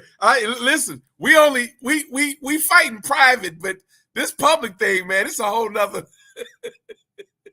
So, okay. So I just want to make sure that you guys get this right here. So there's different elements here, but this is how we actually get the 720 degrees because dang, somebody's gonna have to listen. The next time I'm on, somebody's helping me with this, man. I'm not going through this. This is hell. I would have had a lot more. You know what? I'm just gonna go get to it, man. Don't worry about all that, man. All right. Now, Hank. I don't know if that's you, Hank. You beating up on me too. All right, so that's me. That's Abdullah. That's Abdullah. I knew it. I knew that was. But anyway, so take a look at it. So the point of no, damn it, I'm gonna do this. So if you notice that this right here, so let me just do. Oh shoot, I'm trying to get this image right here. So this is Solomon's seal right here, and there's a biblical verse that goes with this, but I'm not going to go into it right now. As above, so below. You see the triangle pointing up, the one triangle down. The triangle in the middle, as far as the sun. We talked about Stonehenge, and we talked about the sun and the worship of the sun, going from dealing with June the 21st, the highest declination, and December the 21st, the highest ascension, and December the 21st, the lowest declination. What happens is you see that sun, you see the dial, that's the Stonehenge. You see those rays that are coming off, and then at the bottom here of that triangle, you see another circle here, and then that's the moon. So what's happened here is we have a compass, and the actual square itself, the square is the triangle that's going down. the triangle that's going down is real large, and then you have the dial, the compass, right? The compass, and you see the sun in the background. All of this is set up this way because there's meaning. Below all of that, this is Solomon's seal. Below that is inculcated or captured in the triple tall. All right. Let's see. That's sweet, because this is what I put up for the show tonight. You put up this right here? Yep. Okay. Yeah. I didn't know you was going to go in like that. That's on the YouTube. Yeah, when you go, yeah, that's the thumbnail. Oh, I didn't know that. I didn't know that. So I didn't either. So let me just say this real quick. I'm gonna try and run through this. Oh shit, I keep saying run through it and then I keep talking, right? So let's see. Oh man. All right. I'm not gonna read all of that, but I'm just gonna do this. So what we take a look at, we studied when we look at the triangle and the square and the circle, etc. You notice that there are 5 shapes are completely equal, no matter from what angle they're viewed, they're equal. These shapes were subsequently called the 5 Platonic solids and were described in detail in famous works called the Tamus. The 5 solids represented the 4 base elements of the world: fire, air, water, and earth. And the 5th is heaven. All right. It's representing all encompassing the universe. So it's talking about, and that's why I talked about the canopy, the firmament, and the lodge.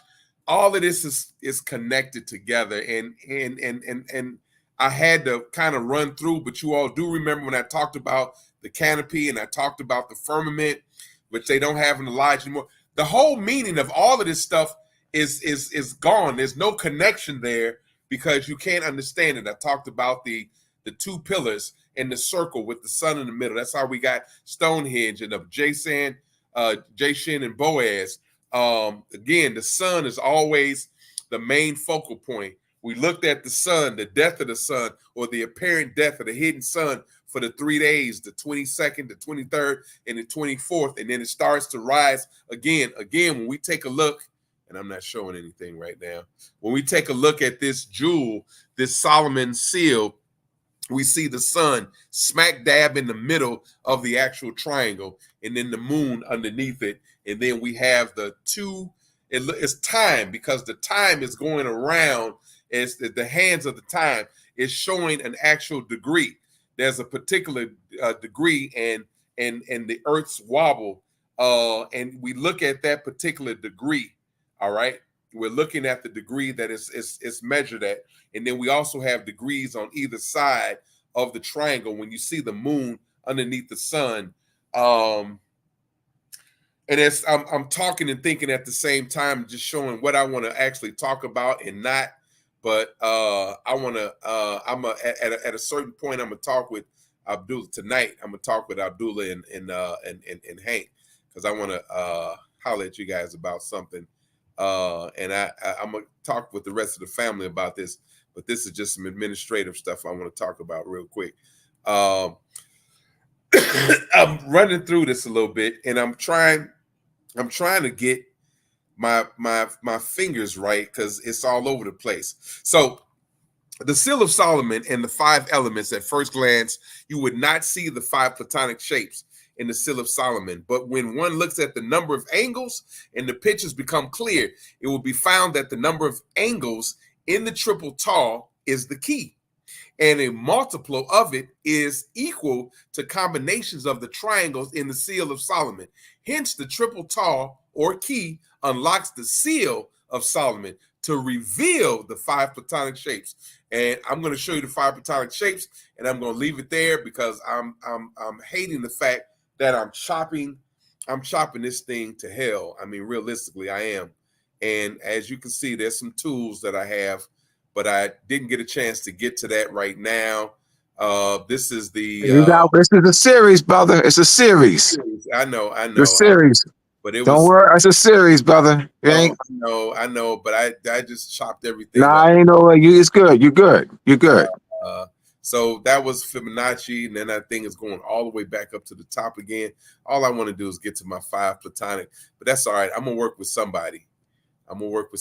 So I just want to take this up. Ah, shoot. Dang.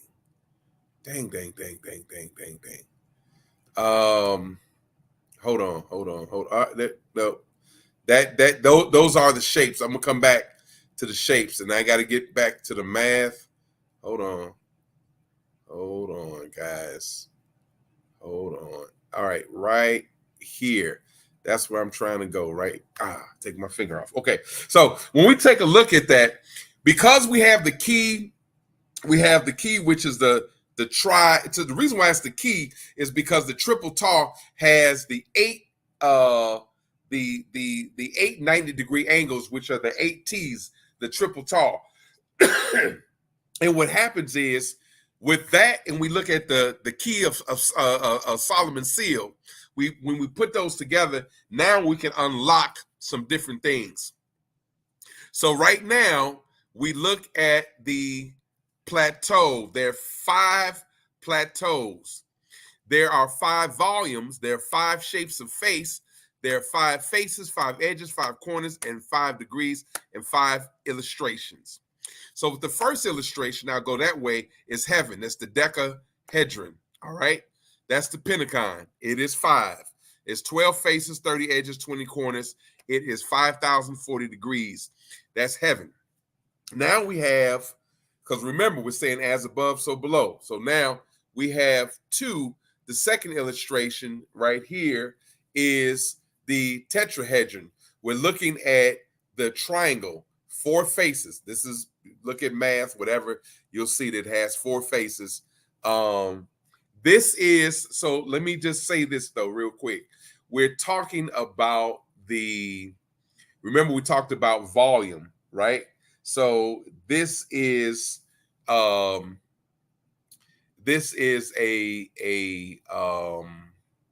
word is escaping me right now, but it's a hologram, right? It's a hologram. That's not what I really want to say, but it's like a hologram. So you see all of these edges. So the reason why a triangle has 4 faces is because when you look at a triangle and you can almost put your 2 hands together and push them apart or whatever, you have a face, a solid face on one side, you have it on the other. That's 1, 2. Then you have it on the back, and then you have it on the front. Okay. So well, actually, you have 3. It's 3 faces for the triangle, and then after that you have the bottom. So that's the 4. That's how you come up with 4. There's 6 edges and then 4 corners, 720 degrees, and that's fire. That represents fire. All right. Then you have the octahedron, which is a triangle, another triangle. But now what happens is you have 8 faces, 12 edges, and I'm going to be able to show you this in a minute. 6 corners, and it's 1440 degrees. That is air. Then you have the hexahedron, which is the square. 6 faces, 12. You can read that. There's 2160, and that does deal with a period of time. It's a pattern, and I'm going to get into that, but it's a lot of it's down the line. I'm going to stop saying this a lot of information, but it's down the line. We're going to go into that, and that's Earth. And then we have the icosahedron, which again is dealing with triangle. The shape of the face is triangle, 20 faces, 30 edges, 12 corners, and it's 3,600 degrees, and that is dealing with water. Okay, so I just want to show, I'm not going to read any more anything. I'm gonna go down to the end, and I want to see my shapes, just so you can take a look. We said there were 5 shapes, so let's go ahead and right. So you all see my struggle with this computer thing, but that's okay, because I'm about to get cold with it. All right. Some of these shapes are kind of similar. some of these shapes are kind of similar. We so what I was mentioning to you guys is what's called a prism. A prism is a holographic shape. Okay, so you have many faces, you have many edges. All right, and what we saw before, we saw we didn't see it, but we saw the numbers as far as the faces and the edges and things of that nature. So a sphere is just round ball, you know, so that's all that is. Nothing complicated about that. A cube, ice cube, Rubik's cube, it's a square. Again, it's a prism. A prism is a volume shape, right? So here we have a cube, that's a prism. We have a pyramid prism, right? So we actually have that, all right? We have a cuboid, okay? A cuboid is a rectangular prism. Then we have a cylinder, a pop can, you know, that's the best thing I can say it.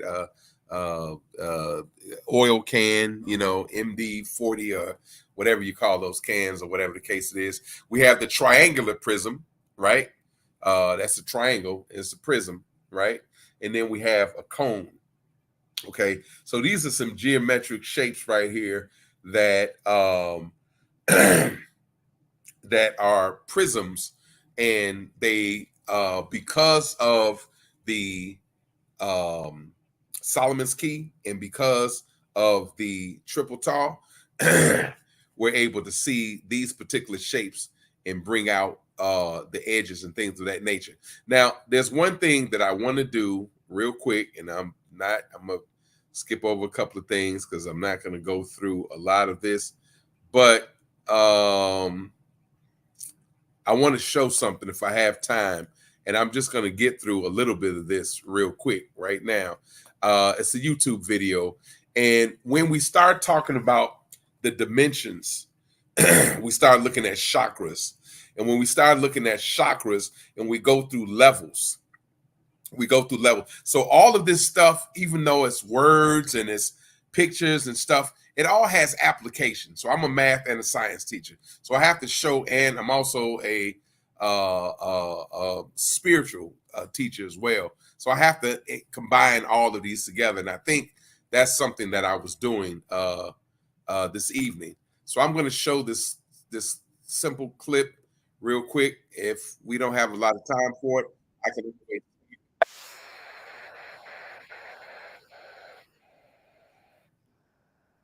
So I'm just going to say this again. What this is dealing with, if you ever learned or saw the show about the Avatar, and the Avatar, you know, fire, earth, water, air, it goes through all of the different elements. So right now, he's showing you how to release these particular blockages so that you can, he's trying to become, in this show, he's trying to become the Avatar. And it's a small clip, but he's trying to become the Avatar. But at the same time, what happens is this really works for us in real time, in real life, because we have chakras, and our chakras are going, is dealing with the when we are at lower and higher states, it's Kundalini energy, and then we start dealing with the vertebrae. And I'm just gonna stop it right there and let you listen to this, and then we're gonna deal with this a little bit later. And I'll have this a little bit more organized for you guys. 10 minutes.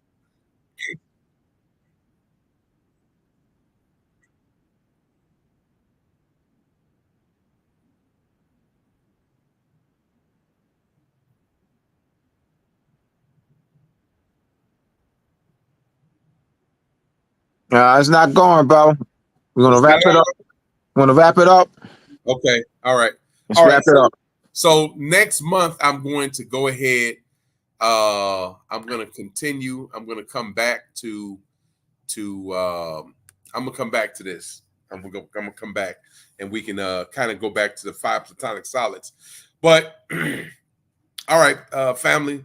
Hopefully, you know, you got something out of today's lecture. I know there was a lot of stuff that I skipped over, and I was moving a little quick. This is a series. Once again, hey, let me talk to y'all. Y'all don't. Let me. This is a series. He didn't skip over anything. So he didn't skip over anything. Nothing was skipped over. All right. So we're gonna kill the skip over. All right, we're not doing skip over. So, anyways, this is the series. Yeah, that is my lecture for tonight, and we're going to get back to continuing. Just continue learning. So, yeah, this was synchronicity for sure. This was crazy. Look. Oh, I can't. So, can I stop sharing? Yeah. All right, hold on. Now I can be able to see. I hope. Oh, check that out. Okay. I see you. That was. I'm gonna keep this one. Abdullah. Yeah, you keep that. Yeah, keep that one, bro. Because I'm wearing it. Yeah. I'm wearing it. Yeah. I like that. Yeah, I like that too. I want to thank all the audience who was partaking in tonight's show. Thank you for all your comments. You know, I know it was enjoyable. I salute you for dropping all this sacred geometry because we need to know. Yeah. We need to know. Sacred geometry. Even if, excuse the expression, a fine sister is sacred geometry. She looked like a pyramid. Indeed. Come on now. Indeed. You find a fine sister in the neighborhood. Indeed. She's shaped like bam. Yeah. Bam. Yeah. Indeed. We are naturally attracted to sacred geometry. We are. So what you were saying was right on point, brother. So Abdullah know what to tell you. You know, you just knocked the ball out the park after 2.5 hours, or going on 2.5 hours. So we'll pick it up next time. Abdullah, salutations. This was an excellent show, and all the family like, subscribe, and share. And you're full of people full of gratitude, man. Look at this. Well, I appreciate it, man, because yeah, thank you for sharing. This is another comment. Yeah. Hey, y'all another comment, Nadine. This is a great information. Thank you. It's been enlightening once again. We have this is Kono. This is our Kono. Because Elkanah Bay knows how I was when I worked on it. Yeah, I do. I'm gonna call you a Kono. All right. We got Victor Black. Knowledge is power. I'm snap shooting these. Matt Austin Bay. Okay. Y'all great year. I mean, the great year. 20. Yep. Right. Mm-hmm. Right. That's right.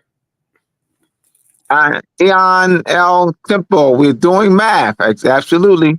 We are doing math, without a doubt. And I was just doing the basic math too. Oh, this is Butter Patel. Right knowledge. Oh yeah, without a doubt, it's nothing demonic. What? Yep. David Vargas, Islam. Islam. Greetings to everyone. Sorry I'm late. Checking in from Dallas, Texas. Ashe. Okay.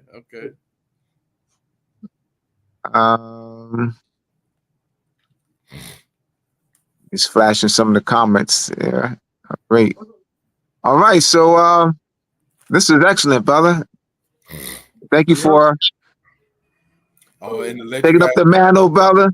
I was wearing my show the tip of towel. Yep. There's the Royal Ark. Hold on a second. We got to put you there like that. All right, hold on. Yeah, there you go. Hold on. All right. So show us what you're working with. Yeah.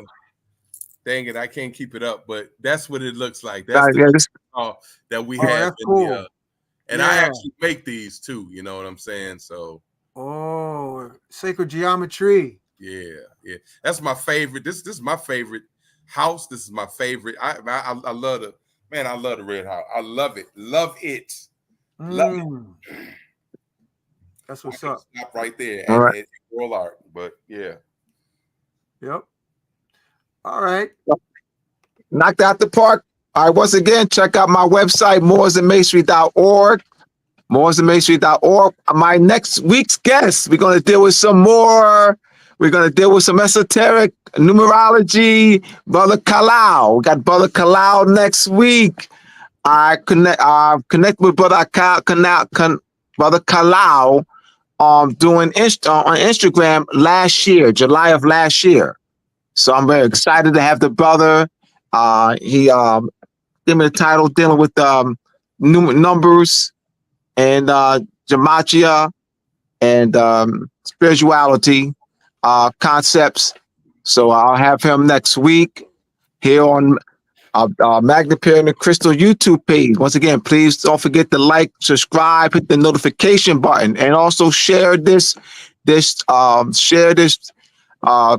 as well as other lessons that's on this YouTube page. Once again, go to mooresandmasonry.org. Thank you, brother Hank, for offering this platform. I Yes. just request one thing. Read the title on the bottom of the YouTube channel.